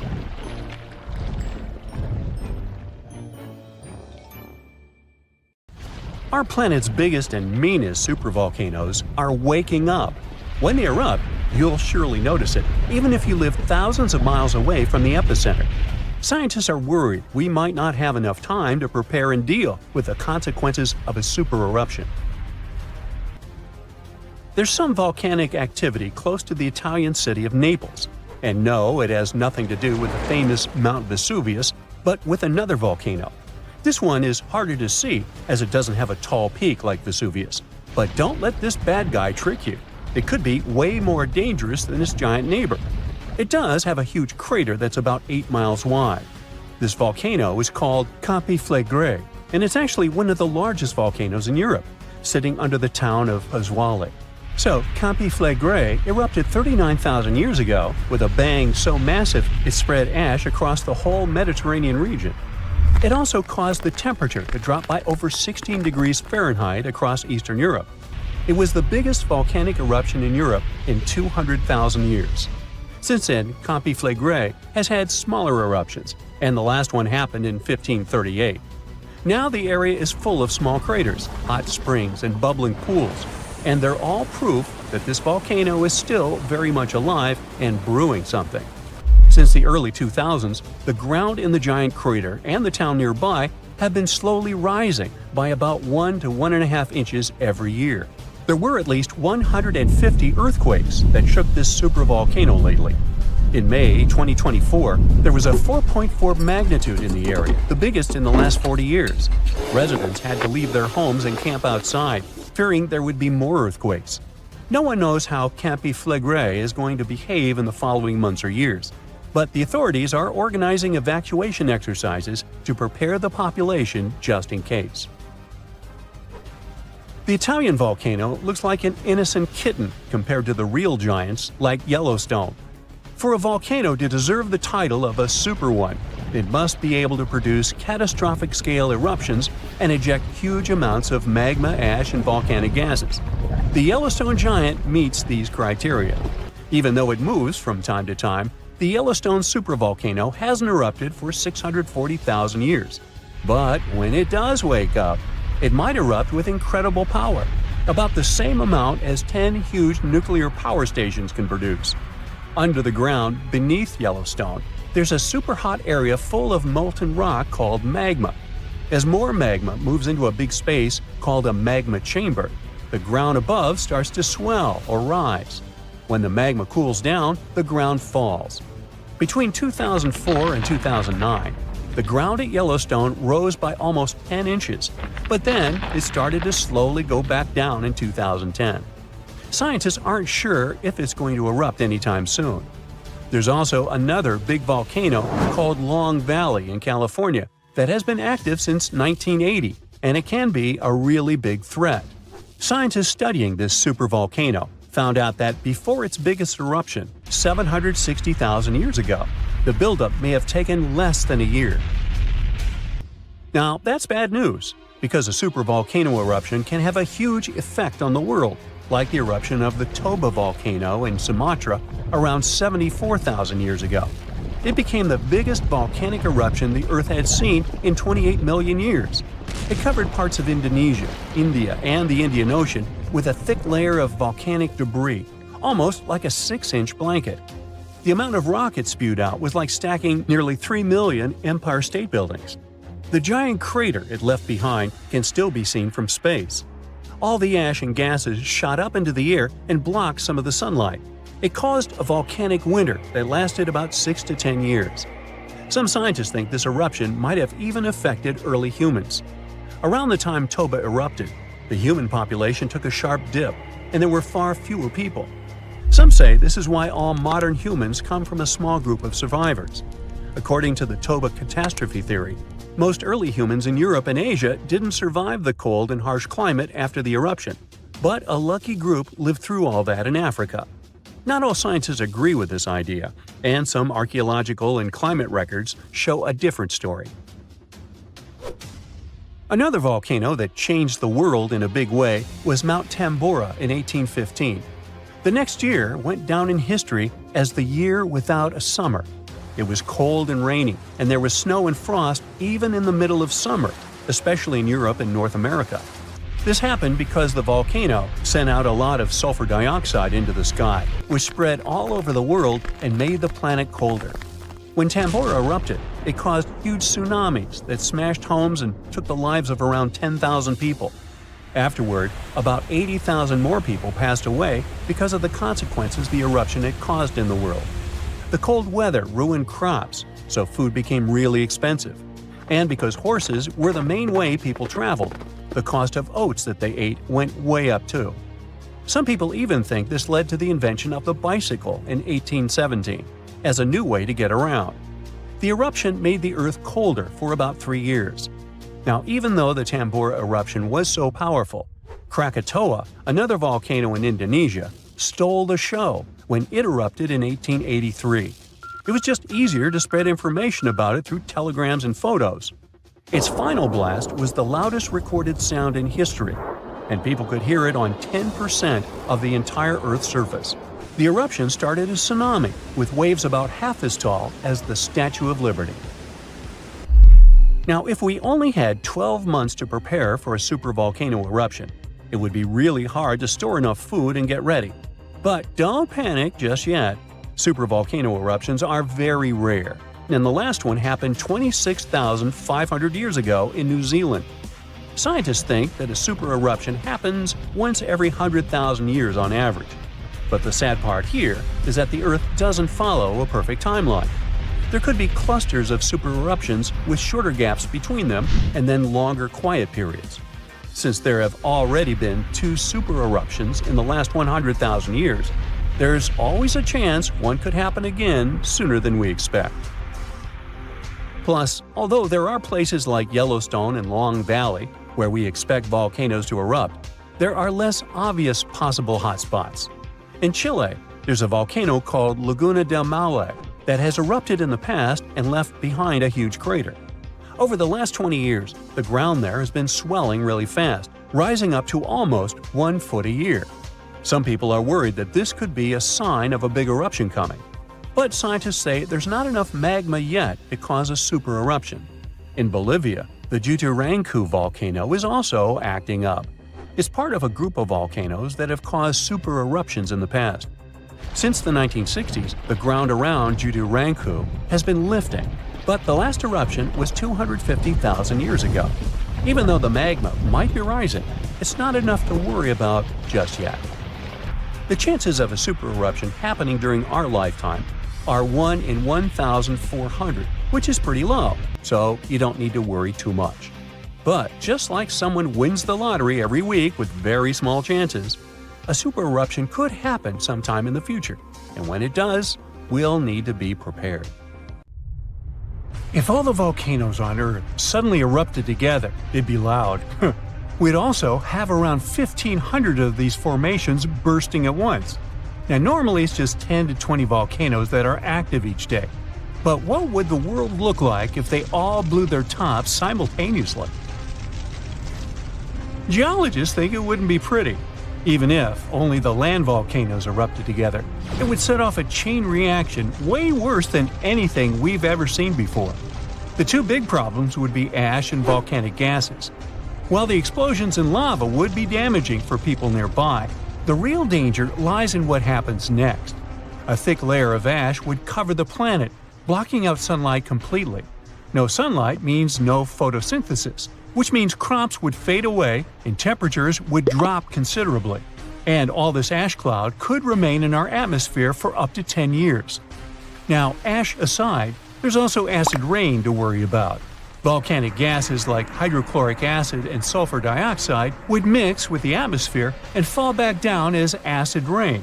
This type of weather would harm the groundwater and ocean surfaces. Even if humans would find a way to survive up to this point, we'd have no corals and no other sea creatures around. Scientists have seen similar events in Earth's history at a smaller scale.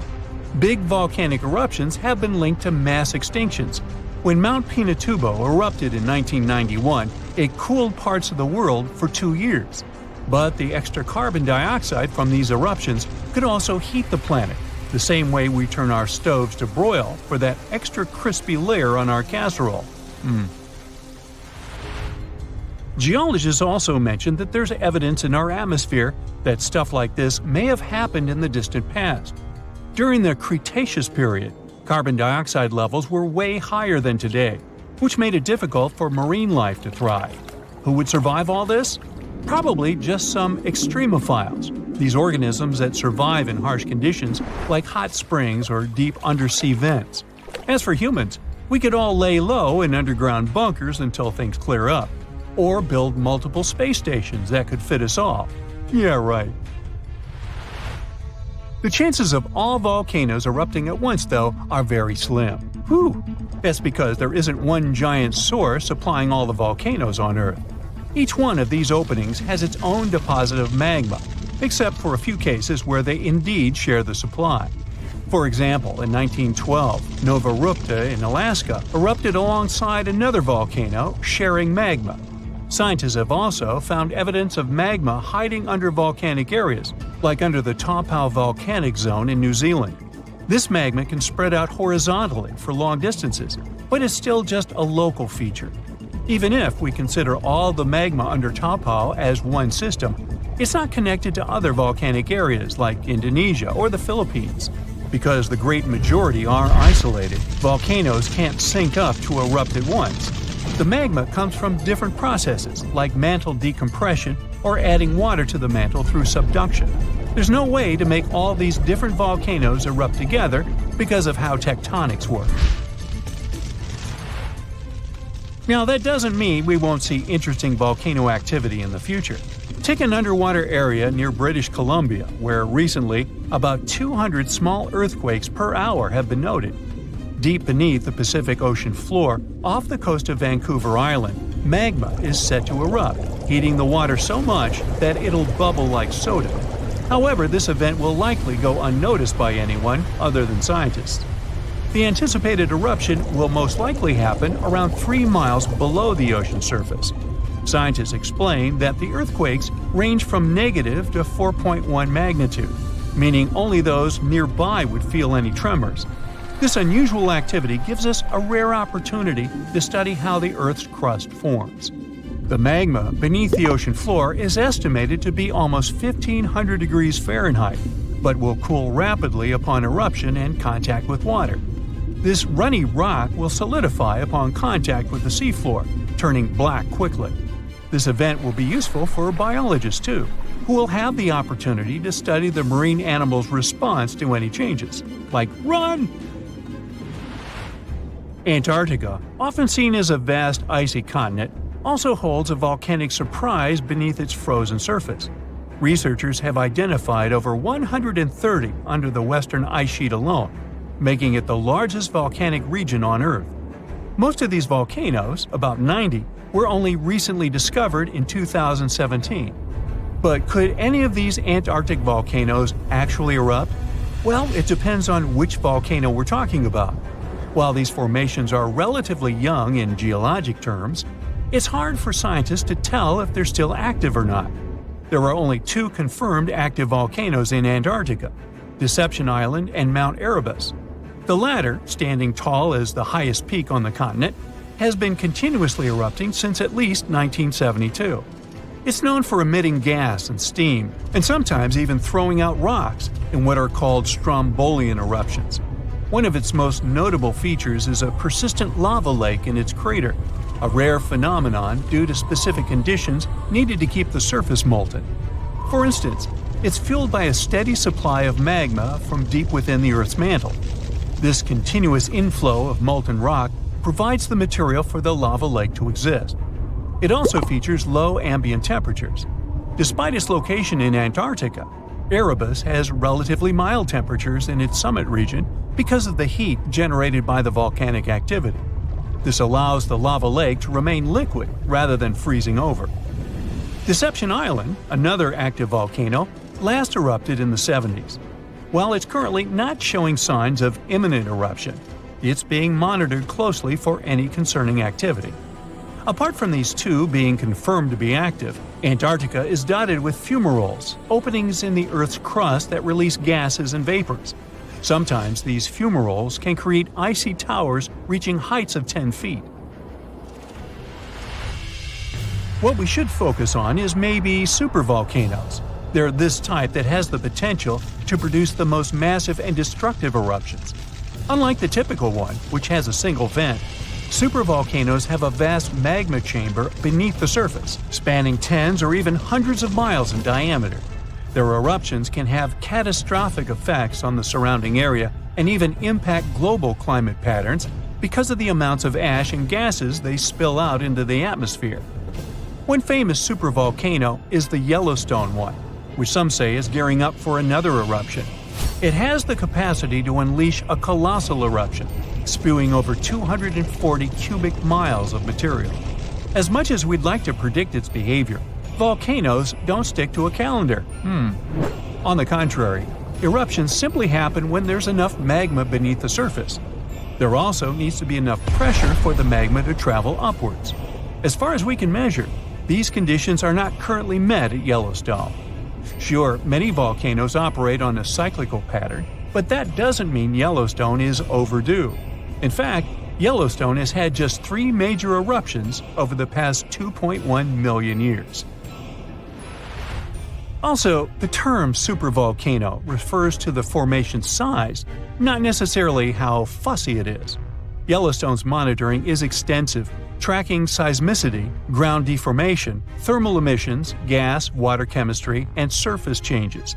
Signs of an eruption would include thousands of earthquakes over a short period. We'd also see deformation on the ground and weird gas emissions ahead of time. Stable as it might look like for now, the consequences of it having a major eruption could look ugly. Ash dispersion could blanket a 500-mile radius, potentially disrupting Midwest agriculture and clogging waterways. Ash and gas emissions into the stratosphere could induce global climatic effects, making our planet colder for several years. And yes, we've seen some research that it shows there's more liquid molten rock under the Yellowstone volcano than scientists believe. But that doesn't translate to imminent danger. When you think of a volcano, what's the first thing that comes to mind? Streams of red, steaming hot lava pouring over the sides? Dark clouds of ash rising high into the sky? Maybe you think of a relaxing hot spring. Ah, that's nice. Well, we all imagine one thing, a cone-shaped mountain looming over the horizon. But it can be as green and lush as any other mountain. At the top, of course, there's a giant hole, like an opening that goes all the way down. Inside, there's lava and gases being pushed outside. Lava is so hot that if you were standing at the top of the volcano and looked down, your face would feel as red as the color of that liquid rock oozing out. A volcanic eruption never comes without consequences for us. And I'm not just talking about people living nearby. The impacts are usually felt on a global scale, too. Can't fly for a while because of the blanket of ash released in the air. Not to mention, it might be a bit tricky to breathe. Carbon dioxide, sulfur dioxide, and plenty of other toxic gases whose names immediately take you back to your high school chemistry class. Funny enough, most of that cloud rising out of a volcano is just water. Well, vaporized from those scalding temperatures. But before any volcano erupts, it goes through stages like an angsty teen. First, magma, that's lava before it erupts onto the surface and gets its name change, starts moving underneath the volcano. This causes earthquakes that get worse and more dangerous over time. Then, steam and different gases start spewing out of holes in the planet's crust. Our Earth resembles a tea kettle about to whistle. When the gas emissions and earthquakes get more massive, it usually means the volcano is about to blow its top. But those first stages can take years before an eruption happens. Then, the magma starts building up. With more and more pressure, it's planning to make its great escape. It's hard to notice this happening if you don't have the proper equipment. Good things scientists do, and they've got us covered. The volcano becomes more active by the minute. Ash starts coming out and spreading in the air, creating ominous clouds that turn day to night. With the magma building up, an eruption is imminent. Then, boom! The surface gives in under the pressure below. The magma makes its exit. It's now lava, spewing out the top and flowing down the sides of the mountain. None of this sounds very appealing. So, what if it never happened? What if there were never any volcanoes at all? Would Earth still be the same? Not at all. If volcanoes never existed, there wouldn't be an atmosphere. When our planet was still just a young pup, volcanic gases are what created our protective bubble that allows you and me to breathe right now. They also played a big part in shaping the land and oceans. 4 billion years ago, Earth was still forming. it didn't look anything like the pale blue dot we know today. It was red hot, and the water was trapped under the crust. It wasn't until the surface started to cool down and solidify that the water was finally able to escape. Volcanoes acted sort of like a tear in the fabric of our planet. Water vapor would condense in the atmosphere and then fall back down as rain. It rained for so long that the third planet from the sun started turning into the blue ball we're more familiar with. In fact, there's even a theory that all the water on Earth came from volcanoes. And without water, of course, life wouldn't have been able to form. Land formation went through a similar process. You see, our planet was a pretty rough place to be when it was forming. It was a molten surface with fields of lava and constant volcanic eruptions and space rocks always crashing into it, because there was no atmosphere to protect it. When it started cooling down, a good solid surface formed, but the hot material underneath was still boiling and bubbling, and it continued making its way up. The crust would move and form thick layers with the material that was rising up. Over time, these layers became more permanent. Volcanic eruptions were still happening, but the first landmass had finally formed. Okay, we'll take the best part of volcanoes, an atmosphere. So what if they stopped erupting long after we got our protective breathable shield? Still not good. For starters, volcanoes created the most fertile soil. Around Naples, you have the famous Mount Vesuvius.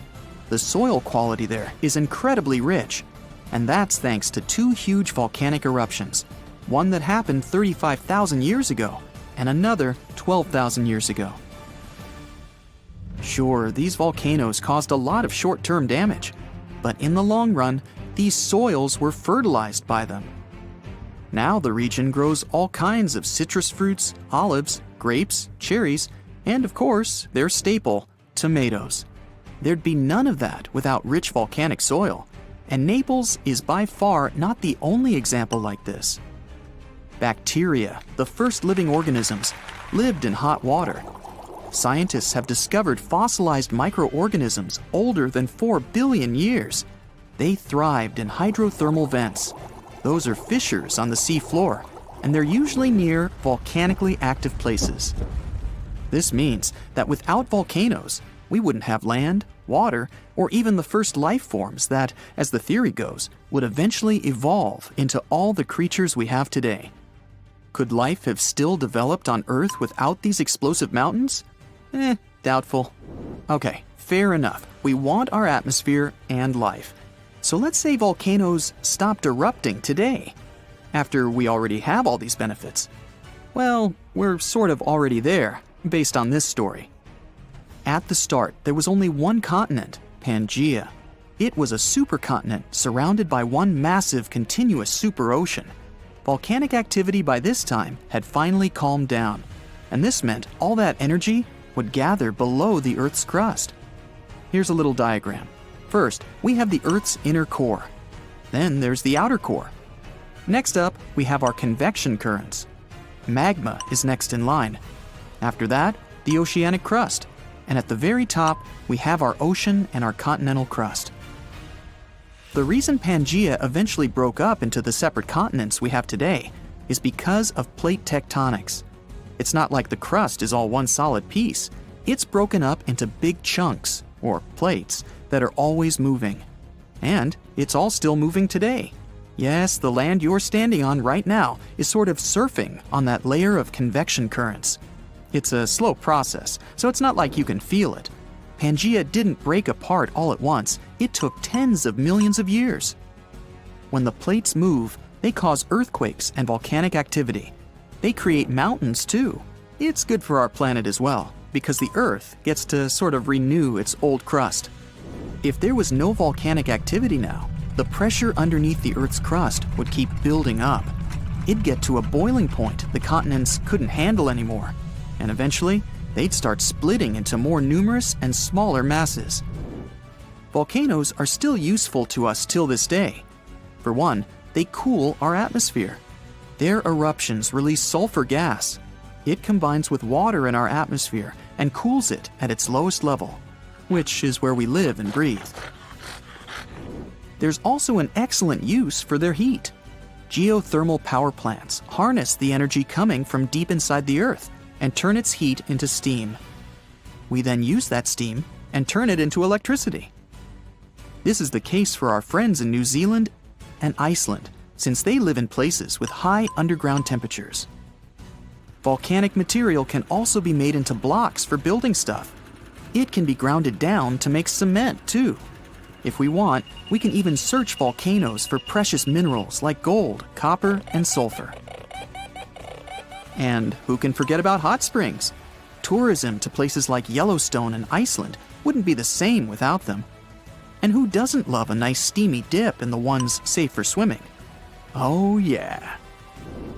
In the end, volcanoes aren't so bad after all.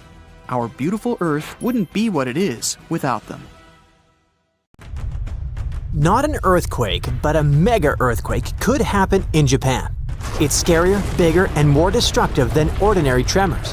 However, the problem is that it will occur underwater, which means it will trigger a giant tsunami 100 feet high.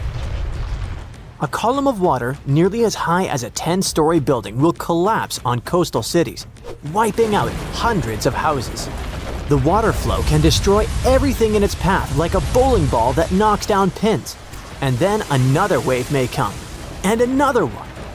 Anyone who is at risk should be on their guard. How to survive? You'll find out later in this video. But first, let's find out what a mega earthquake is. This is an earthquake with a magnitude 9 or more. This is a very rare phenomenon, and it depends not on the power of the shock, but on the length of the fault where it occurs. The longer the fault, the stronger the earthquake. But what are these faults? These are cracks in the rocks of the Earth's crust that move relative to each other. Imagine a large puzzle where every detail is a giant tectonic plate. When one part of the puzzle moves away from another or when they collide, that's when earthquakes begin. If the fault between the parts is long, then the magnitude of the earthquake is great. The largest mega earthquake ever recorded occurred on May 22, 1960, in Chile. The fault was almost 1,000 miles long. It's almost half the way between Chicago and Los Angeles. And now, a similar mega earthquake can happen, underwater. That's how it all started. Last year, on August 8th, at 4:42 p.m., an earthquake with a magnitude of 7.1 occurred in southern Japan. The tremors appeared off the coast of the mainland island of Kyushu. Everyone was terrified as they expected a large tsunami to appear. But fortunately, they faced only a small wave. It collapsed on the shore, but didn't destroy buildings. About 15 people got hurt, which is sad, of course. But it could have been worse. It seemed that the disaster had passed. The residents breathed a sigh of relief. However, after that, the Japan Meteorological Agency sent a warning about a possible mega-earthquake that could be incredibly devastating. A previous earthquake of 7.1 magnitude could be a harbinger of an impending catastrophe, a disaster that could affect 250,000 people. As soon as people heard this, they ran to buy groceries. Increased demand and a slight panic led to shortages of rice and several other basic products. People were stocking up on food and preparing for the worst. But a week later, the Japan Meteorological Agency canceled the warning. It turned out that the small tsunami on Kyushu Island was not a harbinger. No one knows whether a mega earthquake and tsunami will happen in this region, but the chances are very high. To understand the nature of this danger, we need to dive underwater in a place called the Nankai Trough. It is a 500-mile-long underwater fault that runs almost parallel to the Pacific coast of Japan. This is where the two giant sections of the Earth's crust meet, the Philippine Sea Plate and the Eurasian Plate. And the Philippine Plate is subducting and slowly slipping under the Eurasian Plate, on which Japan is partly located. During this movement, the plates get stuck, accumulating energy. Afterward, when they move and align again, they release a powerful burst of energy. And this energy is capable of causing one of the most powerful earthquakes in the world. Experts report that the probability of a mega earthquake and a tsunami is about 80%. Over the past 1,400 years, mega-earthquakes have occurred every 100 to 200 years in this region. The last time this happened in Japan was in 1946. The entire country felt a powerful tremor that destroyed 36,000 houses in the southern part of Honshu Island. Every year, the probability of a repeat of this disaster increases by 1%. And do you know how many years have passed? 79. According to experts, a mega-earthquake with a magnitude of 8 to 9 can trigger a tsunami that will flood small islands off the coast of Japan. And areas with large populations on the islands of Honshu and Shikoku can be flooded in minutes. Hundreds of thousands of people are at risk. It can be billions and even trillions of dollars worth of damage. According to some reports, about 530,000 people may lose their homes. To save lives, the country needs to carry out a large-scale evacuation. But the problem is that no one knows the exact date. In general, no one in the world can predict in advance when the next big earthquake will occur. In the case of the Nankai Trough, it can happen in a few days, or a few years, or even centuries. So, what should people do? Prepare. Japan has been experiencing earthquakes for a long time, so the country has learned to survive a disaster with minimal losses. Almost every building in Japan is equipped with dampers, which are devices that suppress any vibrations and make houses more resistant to shaking. In addition, on the shores of Japan, residents have built long and high shields that don't allow powerful waves to break through to land. Japan also has an advanced earthquake warning system. It's impossible to predict powerful seismic activity in a few days or weeks, but it's possible to detect small tremors that may portend an impending earthquake. Special devices monitor seismic signals and transmit the data to certain programs. Then, they evaluate the magnitude and intensity of the tremors and send warnings to people's phones. This can save seconds and even minutes for locals to reach the nearest shelter in time. These systems are also used to slow down the speed of trains, to stop work at factories, hospitals, and office buildings. It's much safer for a train driver to slow down during an earthquake than to rush forward at full speed. But what if you're on the street and you can't hear your phone messages? How to act in case of disaster? This applies not only to Japan, but also to any place where a tsunami or earthquake may occur. To survive a tsunami, you need to prepare for it long before a big wave hits. It's very important to have good relations with neighbors. Be friendly with them, help them, and treat them well. In times of trouble or disaster, it's great to have people with whom you have a good relationship. They can help you get out of a difficult situation, and you can also help them. Be kind and compassionate to people. This way, it's much easier to survive any disaster. Prepare a backpack with necessities in advance. These are a first aid kit, canned food, flashlights, a battery-powered radio, and bottled water.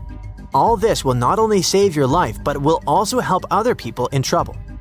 So if you feel an earthquake start, immediately run for cover. If you're at home, try to stand against a wall closest to the center of the building, or crawl under heavy furniture that stands firmly on the floor, such as a desk or a regular table. Stay away from windows and front doors, and never use an elevator. If you're on the street, don't come close to power lines and any objects that may fall. During a tsunami, you may need to get as high as possible to avoid getting swallowed by water. Stay as far away from the shore as you can, and don't go down until you're sure it's safe. But how can you find out about an approaching wave if you haven't received the warning? When a tsunami approaches the shore, you will hear a roar similar to the rumble of a passing train or plane. If there's no elevation nearby, then try to get to the upper floors. It must be at least the third floor, but it has to be a building that can resist a tsunami, such as a massive house made of concrete. If there are no such high buildings nearby, try to climb a massive tree. When the disaster is over, look around and find those you can help. Listen to messages from rescuers via radio or TV. If all is well, then you can deal with the consequences. Yes, there's a lot of work ahead, but you've survived and helped others survive. And that's the most important thing. Earthquakes are a common thing in Japan. These natural disasters can reach a magnitude 9, where 1 is a light push and 9 can destroy entire cities. This happens because Japan is located on the Pacific Ring of Fire. It's like this. The entire surface of our planet is broken up into about 12 large pieces of the Earth's crust, and they're all moving slowly. In those places where these pieces meet, earthquakes occur most often. Japan is just at the point where the Pacific Plate collides with the plate of the Philippine Sea. This collision happens underwater and creates huge waves, and it could be much worse than just an earthquake. To escape from the water disaster, people built huge walls along the entire northeast coast. Not every earthquake provokes a tsunami. Many tremors occur when the Earth's crust diverges in different directions and creates gaps. It can destroy houses, streets, and forests. But such an underwater earthquake can't cause a tsunami. Huge waves are formed only when seismic activity causes the crust to move vertically up or down. The water pressure shifts at the very bottom, which generates a release of energy. This energy pushes the water and creates a tsunami. By the same principle, you can start little waves when you throw a stone into the water, and such vertical earthquakes often occur off the coast of Japan. First, a wave forms. It's gaining speed and increasing in size. Its height can reach about 40 feet, almost as tall as a 5-story building. It's approaching the coast and accelerating to 500 miles per hour. This is about the cruising speed of a commercial airliner. Millions of gallons of water weighing thousands of tons are getting closer. And now the wave is reaching the shore and demolishing everything in its path. Houses, trees, cars, nothing can withstand the destructive force of nature. A tsunami that was that strong covered the northeast coast of Japan in 2011. It changed the landscape of the beach and the seabed. These changes are the reason for another dangerous natural phenomenon: underwater vortices. Whirlpools draw in everything that is nearby.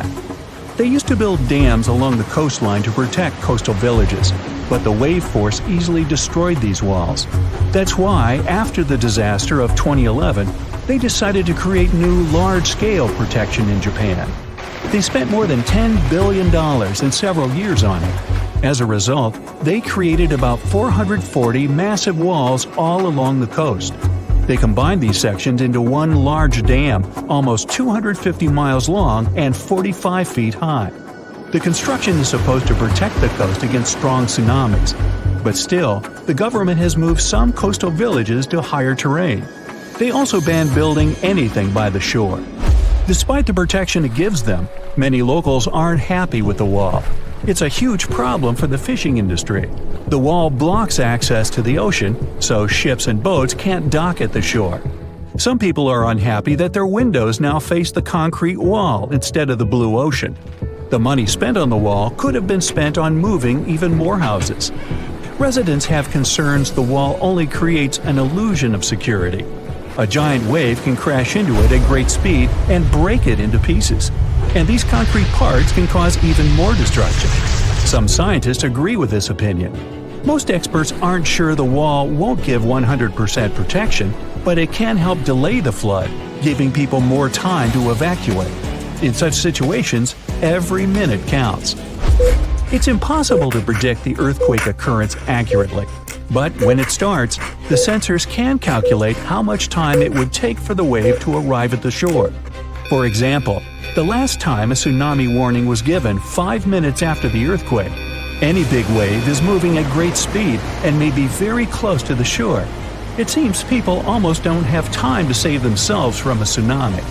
Fortunately, the citizens of Japan are ready for this. They regularly take part in tsunami evacuation drills. They learn how to act correctly during a coming flood. They have a plan of action that can save their lives. All that, along with a wall, increases the chances of surviving a catastrophe. Not only tsunamis are formed around the shores of Japan, the power of water here often meets the power of fire. In 2010, a few hundred miles south of Tokyo, near the island of Iwo Jima, a heavy, low rumble came from the depth of the sea. Then a million bubbles moved to the surface.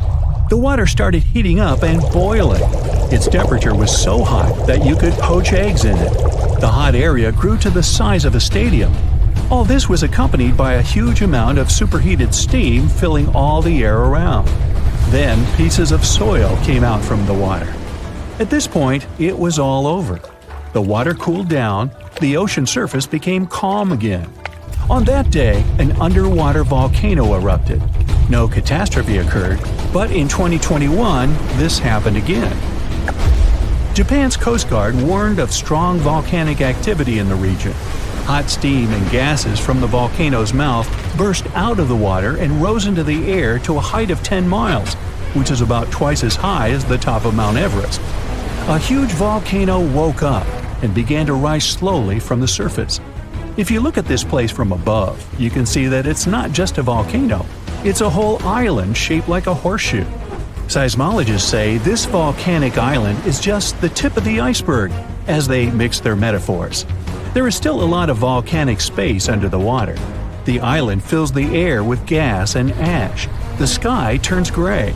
Scientists continue to monitor the volcano, but they don't know what consequences this may lead to. Such eruptions of underwater volcanoes are not uncommon off the coast of Japan, but the event itself is unique. Underwater volcanoes don't explode and don't release lava flows upwards. A huge amount of water above them creates high pressure.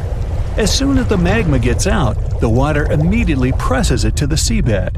Millions of gallons of lava sink, cool down, and solidify around the volcano.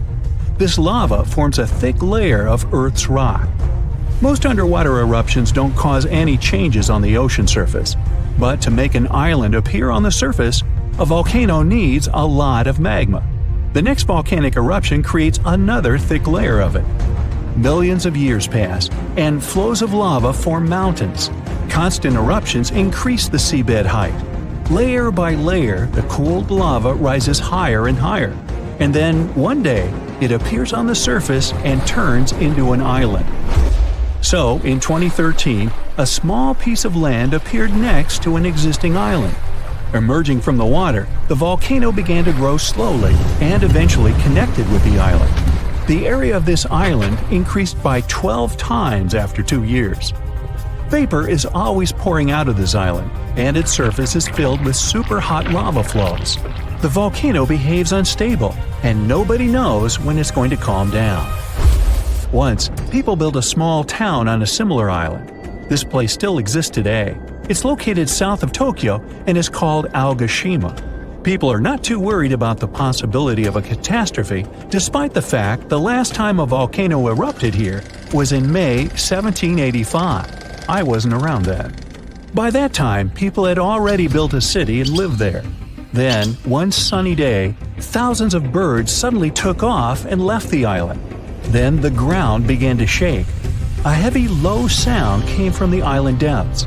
Streams of gas rushed from the top of the overgrown forest volcano. The volcano threw dirt and large stones into the sky. The eruption wasn't quick. It lasted several weeks. More than 200 years have passed since then, and the volcano is still sleeping. They rebuilt the city. Now this place looks like a dream. That's probably the reason why people don't want to leave it. Despite the risk of a new eruption, they continue to live and work here. There are many thermal springs. The island also has rich soil, and the waters around are full of fish. The volcano may wake up at any moment. Fortunately, meteorological and seismological services monitor the volcano activity. So, any guesses? Now, forget about the Kraken and monsters from the deep. I know, it's hard, but try. And you can forget about the Bermuda Triangle and other marine anomalies. They are nothing compared to rogue waves. Giant walls of water that suddenly appear and just as suddenly disappear on the sea surface. The destructive power of this phenomenon remained a mystery to humankind for a long time, but it appears that scientists have solved this secret. A rogue wave is a wave that exceeds at least twice all the surrounding waves. If you imagine the world ocean like a video game, then ordinary waves are your opponents. But the rogue one is a super boss. For centuries, hundreds and thousands of ships have gone missing during their voyages. People have made up a lot of legends about what was the cause of marine disasters. Sea monsters, underwater anomalies, mermaids? But today, scientists are increasingly inclined to believe that rogue waves are the main cause of unusual shipwrecks and missing ships. Some believe sailors' stories about anomaly waves, while others didn't. But no one could prove their existence. However, everything changed in 1995, when a giant wall of water 85 feet high collapsed on an oil production platform off the coast of Norway. The waves around this monster were 39 feet high. In other words, the monster wave was about the size of a 9-story building, and the neighboring ones measured about 4 floors high. The oil platform wasn't destroyed, but the wave showed it could cause considerable damage to any buildings. Immediately after that, people began to study the phenomenon of rogue waves. However, in the beginning, instead of answers, scientists got even more questions. So, what's so mysterious about this phenomenon? We know how ordinary waves work. What's the problem with finding out the nature of rogue ones? Well, in fact, the difference between them is huge. Ordinary coastal waves are very predictable. They form because of the wind and the uneven landscape of the seabed. Depending on the depth, terrain, distance to the shore, and wind strength, the size and speed of the wave increase. These waves are safe. If they're not big, you can surf. If they are big, then you'll see them in advance and run out of the water, like me. Rogue ones, unfortunately, are almost unpredictable. They can appear suddenly, even during a calm sea. They appear not only on the coastline, but also in the open ocean, like a high-water cliff. The conditions for the appearance of these monsters are very chaotic. When several waves combine their energy into one, it creates a rogue wave. But this process cannot be predetermined or predicted. How is this energy formed? How is it released? And how much of this energy is needed? The questions are too complicated. Now, to try to figure it out, you can place a special buoy with sensors that scan wave data in the water. Then, you need to wait for the rogue wave to appear. And you don't know if it's going to happen or not. Fortunately, it happened off the coast of Vancouver Island. This monster, which was named the Erupted wave, was 3 times the size of the surrounding waves and had a height of 58 feet. Proportionately, it was one of the most gigantic rogue waves ever recorded. And do you think that buoy with sensors helped to determine the nature of rogue waves? Of course not. It just showed the wave's data.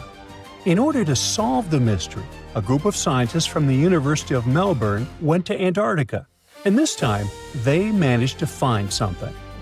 They brought the most modern equipment for studying weather conditions in water. They installed powerful stereo cameras on the icebreaker SA Augustus II and obtained 3-dimensional images of the ocean surface. Now, observation showed that the formation of rogue waves began when small waves were most susceptible to wind. That is, waves of varied sizes and directions meet the wind, which makes several small waves combine with one large one. It grows faster using this received energy. This is not just a combination of waves, but also their physical effect on one another. Scientists call this nonlinear effects. To get closer to the solution, the scientists also used the fourth-order Stokes theory, which speaks about more complex interactions of waves and their energy accumulation. The theory didn't help much, but it made the whole study more strange. Scientists realized that small waves fed off one another. Then some waves became bigger than the rest and took away all the energy. This process is called modulation instability, and it explains why rogue waves appear so suddenly, as if out of nowhere. Still, scientists admit that even this information isn't enough for them to fully explain these giant waves.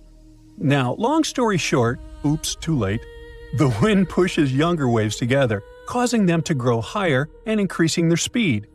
One wave steals the energy from the rest, and boom, a giant rogue wave appears, looking disproportionately huge compared to the others. It hits a boat, an oil rig, or the surface of the ocean and spills out all that energy. And that's it, silence again. The existence of such a phenomenon has convinced scientists that rogue waves are the cause of many shipwrecks at sea. Now, seriously, think for yourself. When a ship gets into a storm, the captain reports it by radio and makes records in the logbook. But when a ship suddenly disappears from radar without any warnings about harsh weather, then it might have met a giant rogue wave. They're not tied to any particular location. They are sudden and unpredictable, and this makes them some of the greatest dangers in the ocean. So, what do we do now? How can ships, beaches, and oil production stations be protected? How to predict the appearance of a wave? Well, the answer is crest-trough correlation. It sounds incredibly difficult, but it's actually simple. The highest part of the wave is the crest. The lowest part of the wave is the trough. The idea is to measure how closely the ridges relate to the troughs. With strong correlation, waves form in dense groups. There are several regular waves and one or two large ones in the center. These conditions are ideal for the appearance of a rogue wave. Now, it seems obvious that scientists should use some instruments to measure the troughs and crests on the waves. It seems quite complicated, but in fact, these crest-to-trough correlations can be studied by watching the weather and currents. Scientists hope that they'll be able to predict the appearance of rogue waves using the same systems they need to predict the weather. So, you can take a breath. It seems we're safe. Or not. Given how the weather of our planet is changing, scientists expect an increase in wave height in the North Pacific Ocean. This will contribute to the appearance of giant rogue waves, even bigger than the ones people observed off the coast of Norway. How much bigger? 1.5 times? 2 and 3 times? Well, you better sit down. Scientists conducted experimental studies and found out that these waves can get 4 times larger than previously thought. Could the 85-foot-high wave recorded in 1995 be 4 times taller? It's hard to believe, but let's just imagine it theoretically. A rogue wave with a height of 340 feet may appear in the middle of a storm. This is more than the height of the Statue of Liberty from the pedestal to the tip of the torch. Such a giant wave can pull any ship underwater in a second and easily destroy an oil station. It can throw the Kraken or Megalodon out of the ocean like a stuffed toy. But how is it different from a tsunami? Well, a tsunami is born during seismic activity at the seabed. Such a wave grows, gains speed, and then crashes onto the shore. It's predictable, and you can spot it from afar. So let's hope that scientists will be able to predict the appearance of rogue waves in advance and warn ships not to sail into the risk zone. Ordinary people who live in coastal towns and relax on the beach are also at risk. In the future, they will have to look not only at the weather forecast, but also at the risk of giant waves. In November 2020, something terrifying happened in the ocean near British Columbia. Out of nowhere, a massive wave, as tall as a 4-story building, rose up and tossed a lonely little buoy way up in the air. Scientists later confirmed that it was the most extreme rogue wave ever recorded. Such a wave is so rare that experts think that something like that might only happen once every 1,300 years. Interestingly, if that buoy hadn't been floating there at just the right time, we might have never known this wave even happened. For a long time, people thought rogue waves were just sailor stories, something like scary tales passed around on ships. But in 1995, everything changed. On New Year's Day, a monstrosity of a wave 85 feet tall slammed into an oil platform off the coast of Norway. Scientists were shocked, since their models had never predicted a wave that big. That wave became known as the Doppler wave, and that was the first proof that rogue waves were real. Since then, scientists have spotted more of those giant waves, even in lakes. The one near a place called Ucluelet on Vancouver Island was special, not because it was the tallest, but because it was lots bigger than the waves around it. You see, to be called a rogue wave, a wave has to be more than twice as tall as the ones nearby. The Doppler wave was about twice the height of the other waves around it. But the Ucluelet wave? It was nearly 3 times taller than its neighbors. When scientists said this made it probably the most extreme rogue wave ever recorded. Now imagine a huge wall of water suddenly rising in the middle of a calm sea. That's the kind of ocean drama we're talking about. Very few rogue waves have ever been seen with human eyes, especially not ones that extreme. Scientists are still trying to understand how these monster waves form so that they can get better at predicting them before they strike. To do that, they track rogue waves in real time and run computer models to see how wind and water team up to create such powerful surges. Now, the giant wave off Euclid was picked up by a special buoy floating offshore. That buoy wasn't alone. It was part of a whole network placed out at sea by a research group called Marine Labs. Their goal is to learn more about the dangerous surprises the deep ocean can throw at us. Even when rogue waves happen far from land, they're still a serious threat. They can smash into ships, damage offshore wind farms, or wreck oil rigs. And if they come close enough to the coast, they can easily put people at the beach in danger, like it happened in April 2025 in Australia.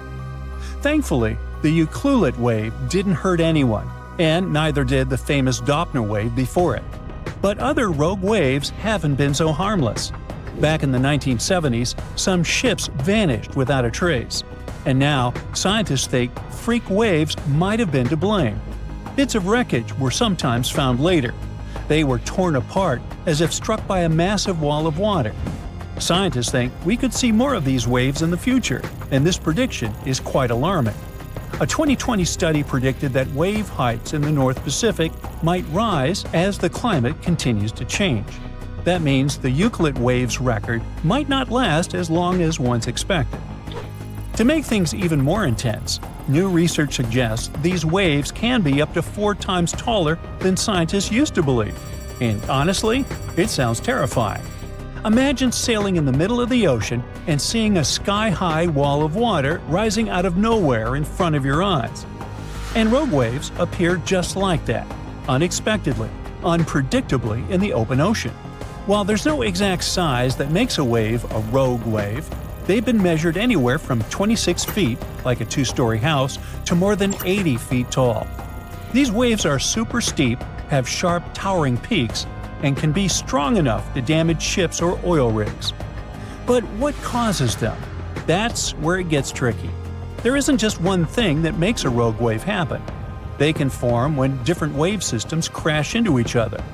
Think of it like a bunch of waves from different directions suddenly lining up just right, and boom, they combined into one huge wave that's way taller than usual.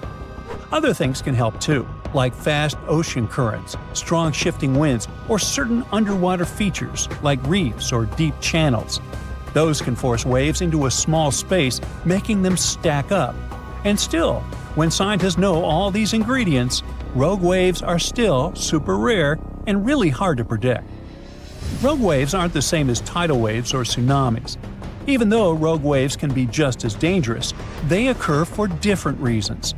Tidal waves happen because the moon and sun pull on Earth's water, making oceans rise and fall. Tsunamis happen when earthquakes, volcanoes, or big underwater landslides push giant waves across the ocean. Rogue waves, on the other hand, suddenly show up out of nowhere in the open sea. Big ships and oil rigs are built to handle waves up to about 50 feet tall. But rogue waves often get even bigger than that. That's why they can cause a lot of damage. For example, in December 2022, a huge rogue wave slammed into the cruise ship Viking Polaris near Antarctica. It broke windows, hurt some people, and sadly, even led to the loss of one life. Rogue waves have caused other accidents too. That's how dangerous they really are. These days, scientists know for sure that such waves happen way more often than you can imagine.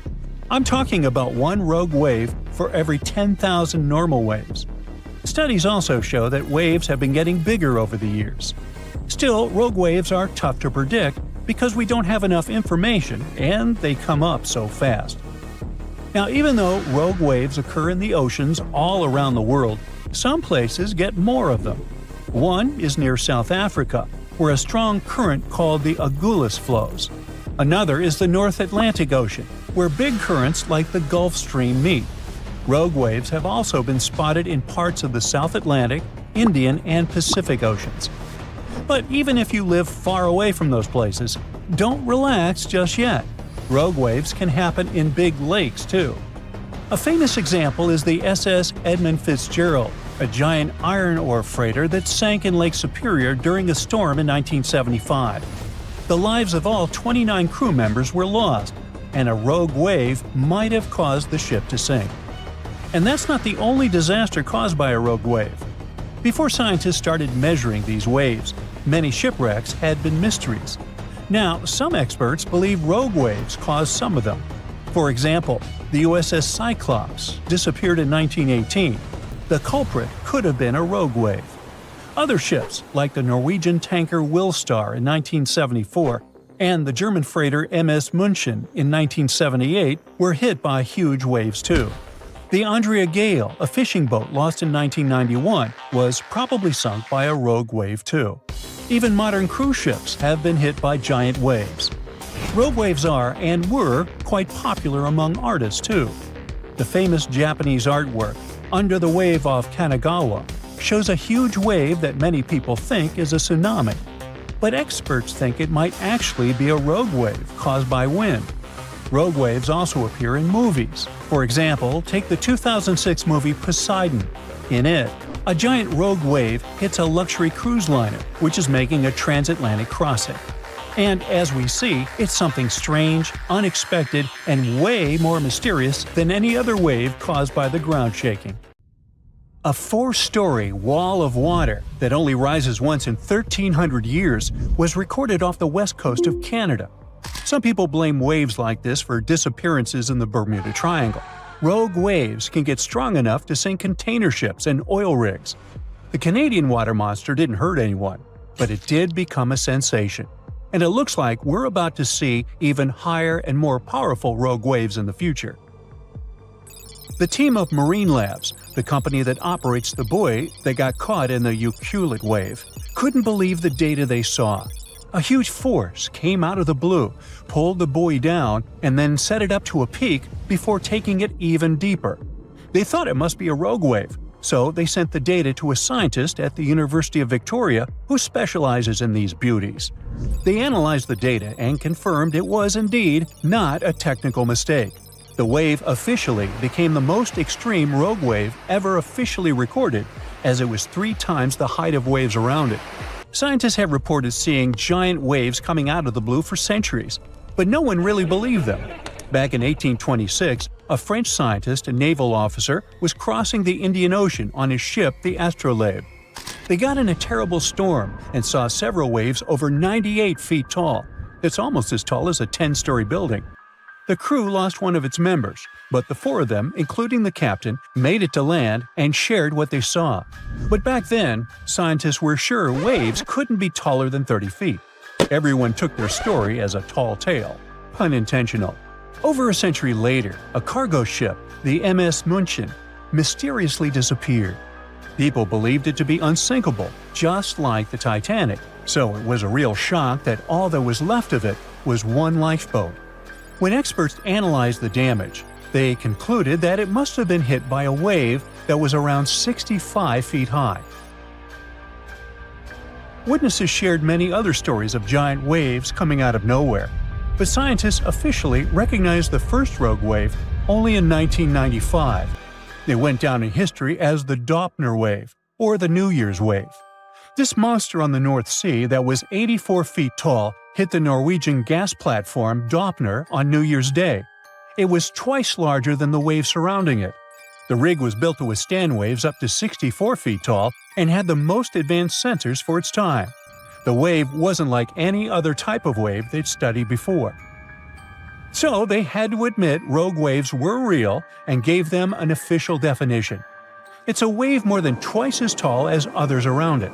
It can pop up lightning fast in a stormy sea, or show up out of nowhere in calm waters. These waves have steep sides and a deep trough below, and look like a wall of water rising out of the sea. They're so intense that they can even swallow up rescue helicopters trying to do their job.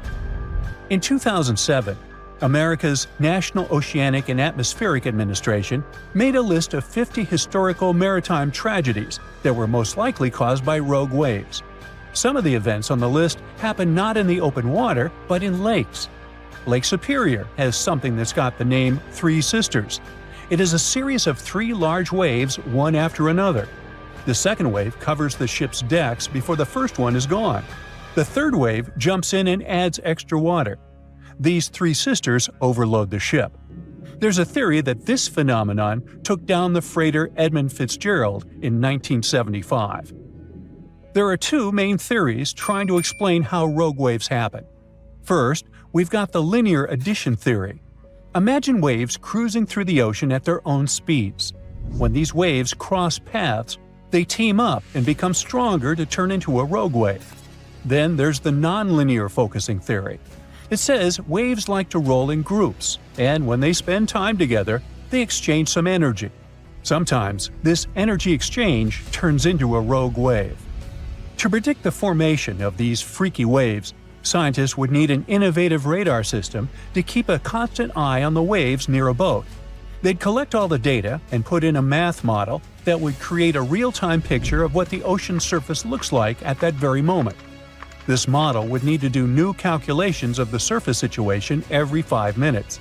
It would let the crew know if there were any extreme waves coming up in the next several minutes. Such a system doesn't exist yet, but there is a huge progress in this direction. Scientists from the University of Melbourne went on an expedition to Antarctica and found out that strong winds play a big role in the creation of rogue waves. It looks like they're caused by a mix of strong winds and the random way waves move and interact with each other. This idea was tested in labs before, but now they've proven it happens in real oceans too. To study these waves, the scientists use special 3D cameras. These cameras work like human eyes, taking lots of images in a row to create a detailed 3D picture of the ocean surface. It showed that rogue waves happen more often when waves are young, which means they're just starting to form and are more affected by the wind. When strong winds blow over young waves, they make the waves taller, longer, and faster, but not evenly. Some waves steal energy from nearby waves and grow much bigger, which is how rogue waves form. The scientists noticed these giant waves happened about once every 6 hours. They recorded no rogue waves in calmer seas, when the wind doesn't have as much influence. Scientists are concerned that rogue waves may happen more often in the future because there's more energy in the atmosphere and ocean. It looks like rogue waves can be much more powerful than scientists ever thought. They managed to create the famous Doppler wave in a lab for the first time in 2018.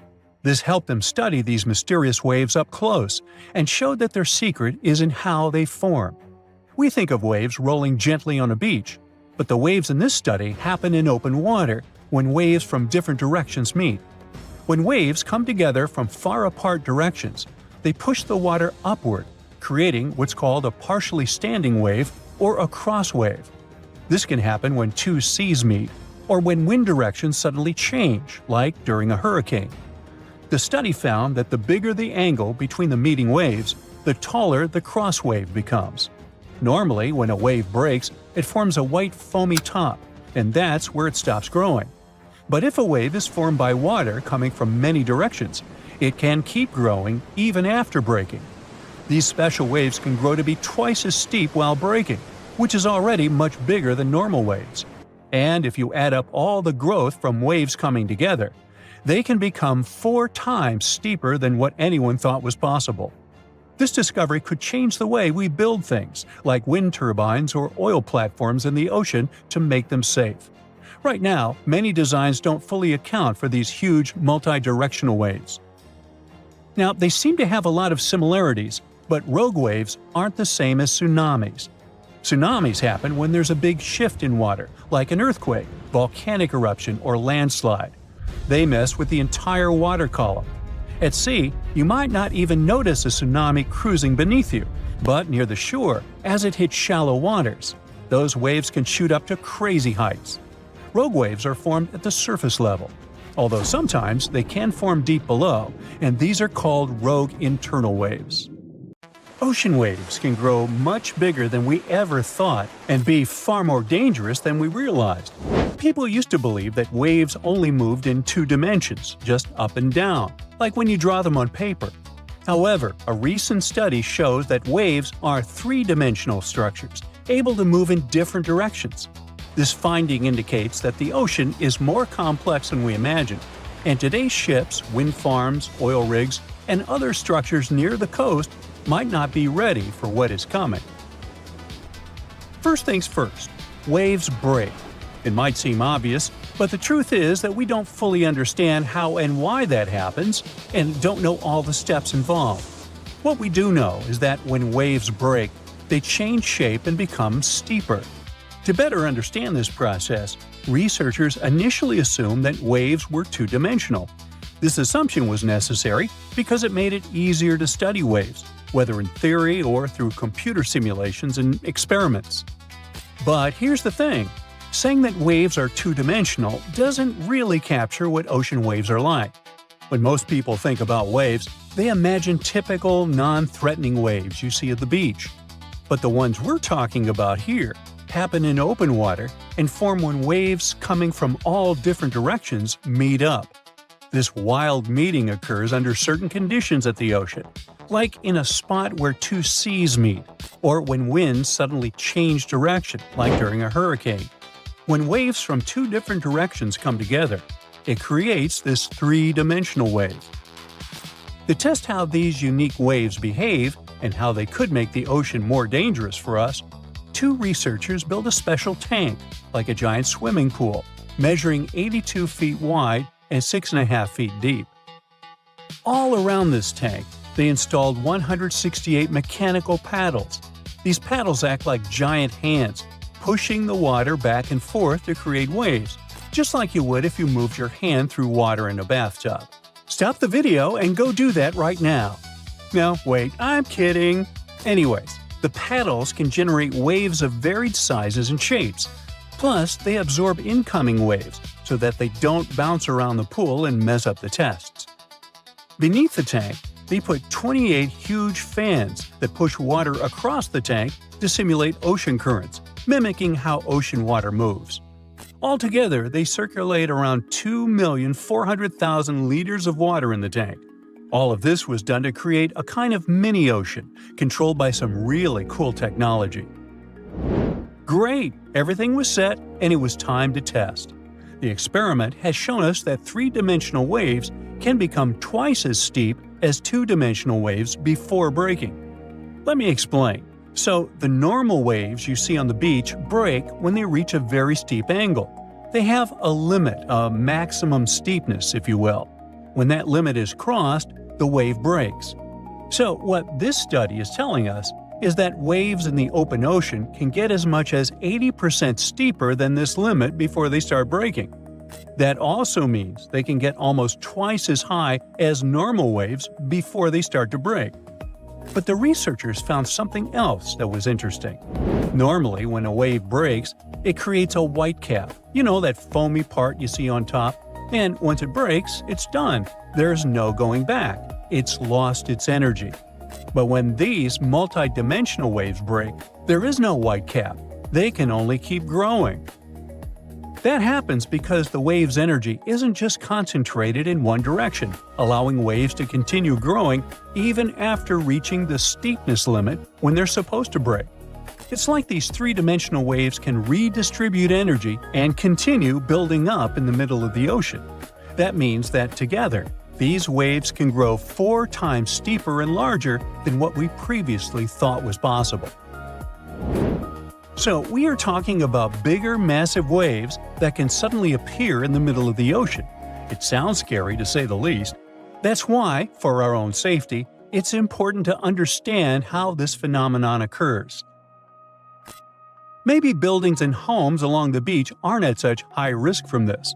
But these giant waves can pose a bigger threat to things that are in the middle of the sea, like oil rigs, wind farms, and boats. This finding raises significant questions about whether these constructions, as we design them today, are safe and could handle such extreme wave patterns. The thing is, sailors have been trying to warn us about this for centuries. In the 19th century, a French explorer named Jules Dumont d'Urville, well, I gave it a shot. He reported seeing rogue waves over 100 feet high during his voyages. Even though he was very experienced and respected, plus 3 other people confirmed that it had indeed happened, his story was discredited.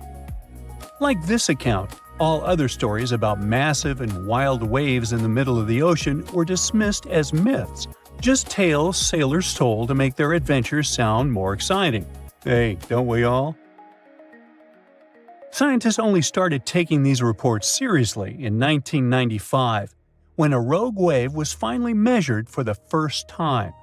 The terrifying event happened at a gas platform in the North Sea, about 100 miles off the coast of Norway. The structure was built to withstand a wave of 64 feet, and even then, they thought a wave that big would only happen once every 10,000 years. But they definitely weren't ready for what happened on New Year's Day, when a monstrous 85-foot wave, 21 feet taller than predicted, hit the platform. In a more recent case from 2018, 8 men were on a 61-foot fishing vessel over 400 miles northeast of Hawaii's Big Island, when they suddenly got hit by a pair of rogue waves. One hit the back of the boat, and the other slammed into the side. It was too much to handle. A lot of water came over the top, flooding the boat and pulling it down to the depths. The crew had to abandon the ship and get into a lifeboat immediately. Thankfully, they were all rescued with no injuries at all. These are just a few examples showing that our current oil platforms and ships might not be prepared for massive rogue waves. That's why experts suggest that one solution could be for ship designers to make ships strong enough to withstand double the significant wave height. However, they'd probably need some convincing because of the increased costs. So, here is a pretty convincing fact. It's believed that between 2011 and 2018, 210 waves of this type were recorded around the world, but it's very likely that the real number is much higher. What triggers rogue waves is still somewhat of a mystery, but we know they are not caused by movement on the seabed. Instead, they seem to be more related to bad weather. In Tampa Bay, for example, most rogue waves come in from the west, especially when it's stormy or windy. But we can't say this is the main cause everywhere in the world, as experts believe there could be several other factors at play. What is really concerning is that rogue waves can strike without warning. The open sea can be completely calm when suddenly the whole scene turns into a fight for survival. So, can we actually predict this phenomenon? It looks like we can. In a very recent study, researchers created a computer system that uses measurements from buoys to predict unusually large waves 5 minutes before they happen. It can catch about 3 out of 4 rogue waves. While the system does have some false alarms, the researchers say that from a safety standpoint, knowing a rogue wave might happen is better than not knowing. And I think we can all agree on that. In November 2020, a wave the height of a 4-story building was recorded off the coast of Vancouver Island, Canada. The team at Marine Labs, the company that operates the buoy that got caught in it, couldn't believe the data they saw. Everything was normal, then, unexpectedly, a vast force came, pulled the buoy down, and then sent it up to a peak before taking it even deeper. The probability for such a huge wave to form is once in 1,300 years, so they had to be sure it wasn't a technical mistake. Marine Labs sent the data to a rogue wave scientist at the University of Vancouver. They analyzed and validated the findings and shared them in February 2022. The wave officially became the most extreme rogue wave ever officially recorded, as it was 3 times the height of waves around it. Luckily, this giant didn't leave any damage, as it happened too far offshore. For centuries, rogue waves were believed to be real only in the stories of sailors. Christopher Columbus himself mentioned a rogue wave, but back then, it wasn't officially a thing. In August 1498, he was on his 3rd expedition to the Americas. As they were passing through a strait near Trinidad, a huge wave lifted the boats. They managed to survive and continue the journey, and the area is still known as the Mouths of the Dragon, named this way by Columbus. Back in 1826, a French scientist and naval officer was crossing the Indian Ocean on his ship, the Astrolabe. They got caught in a terrible storm and witnessed several waves over 80 feet tall. One of them was the height of a 10-story building. The crew lost one of its members, but the four of them, including the captain, made it to land and spread the story of the gigantic waves. But back then, scientists were sure waves couldn't be taller than 30 feet. So everyone took this story as a tale. Witnesses shared many other stories of giant waves coming out of nowhere, but scientists officially recognized the first rogue wave only in 1995. It went down in history as the Doppler wave, or the New Year's wave. This sea monster of the North Sea hit the Norwegian gas platform Draupner on New Year's Day. It reached a height of 84 feet. The waves surrounding it were twice as small.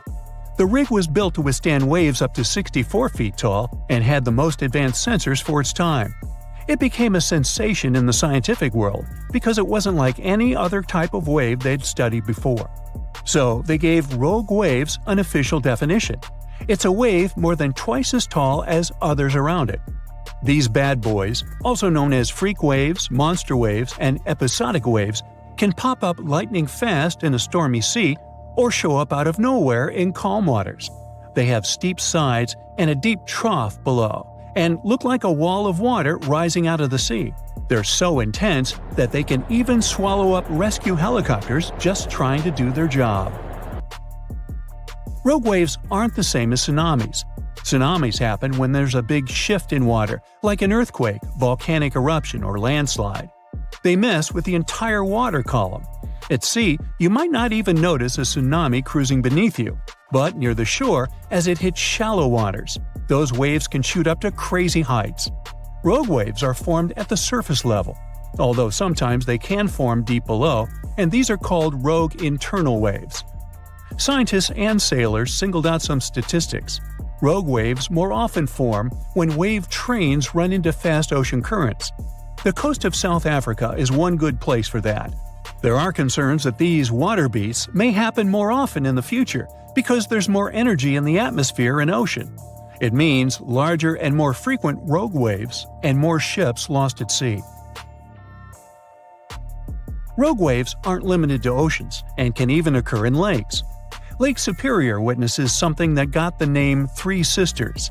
It's a series of three large waves, one after another. The second wave covers the ship decks before the first one is gone. The third wave jumps in and adds extra water. These three sisters overload the ship. There's a theory that this phenomenon took down the steamship Edmund Fitzgerald in 1975.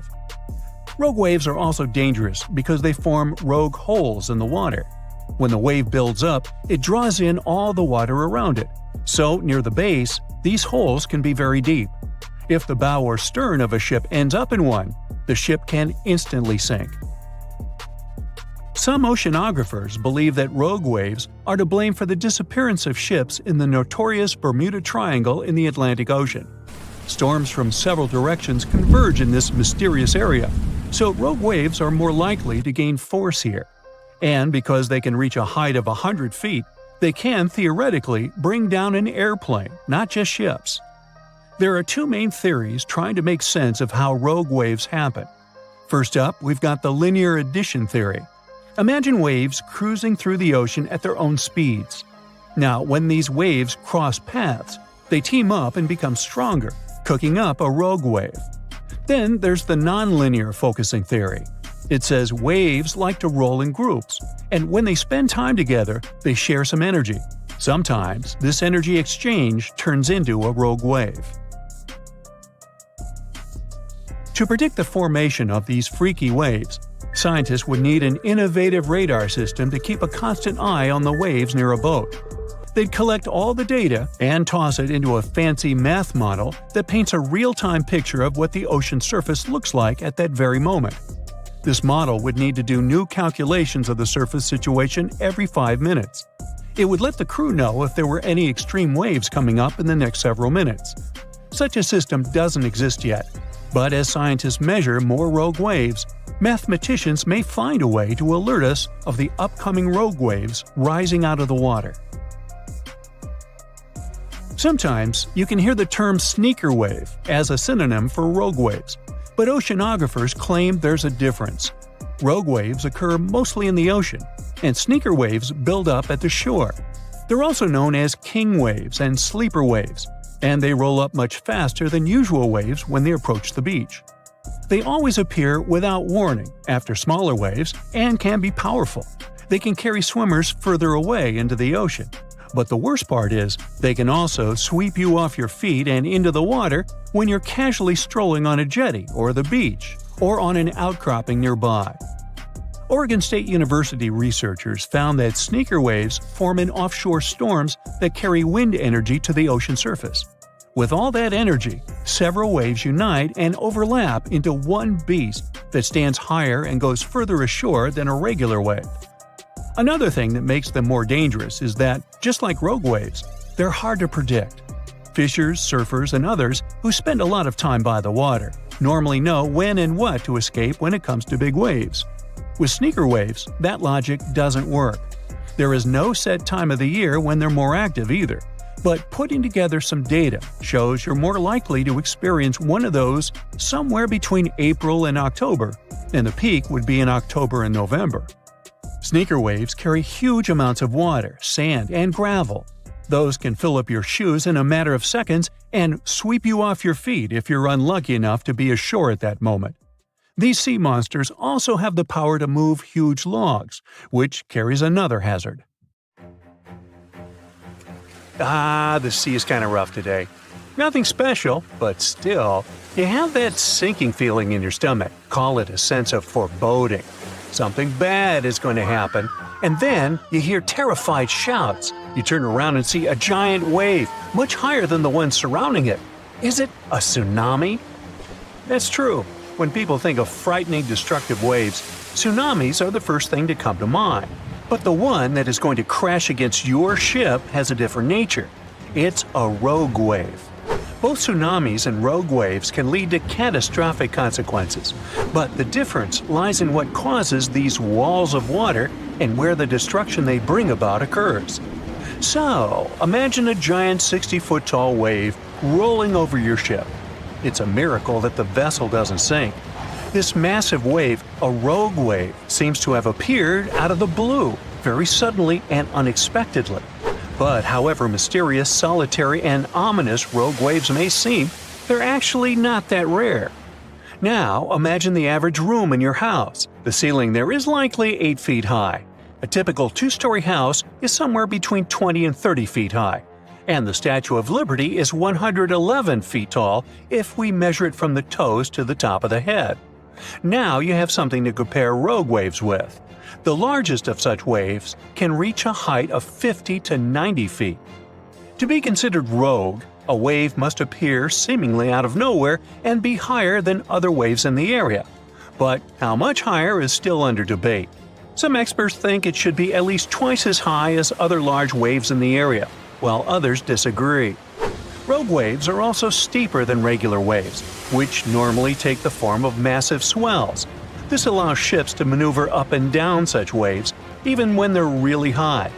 A rogue wave, however, looks like a wall of water, and since it's steeper than other waves, it slams into a ship with enormous force, sometimes breaking over the vessel. Another reason why rogue waves are a mystery is that no one has ever filmed the formation of such a wave and followed its life cycle. There are several photos of rogue waves, but for many centuries, the only evidence of their existence was legends and stories told by sailors who survived them. Scientists are still not sure how rogue waves form, but one theory involves wave reinforcement. It happens when two waves interact and their heights get combined. So when a 15-foot wave passes over a 30-foot one, let's do the math. It results in a short-living 45-foot wave. But rogue waves can occur not only in the ocean. On November 10, 1975, on Lake Superior, a group of 3 rogue waves, also known as the Three Sisters, might have sunk the SS Edmund Fitzgerald, an American Great Lakes freighter. The ship and the crew members were lost in the catastrophe. The waves followed each other too closely, so the ship couldn't recover and shed the water from the first wave before the following one struck. The captain of a ship that was not far from the Fitzgerald reported that his vessel had been hit by two 30 to 35-foot waves.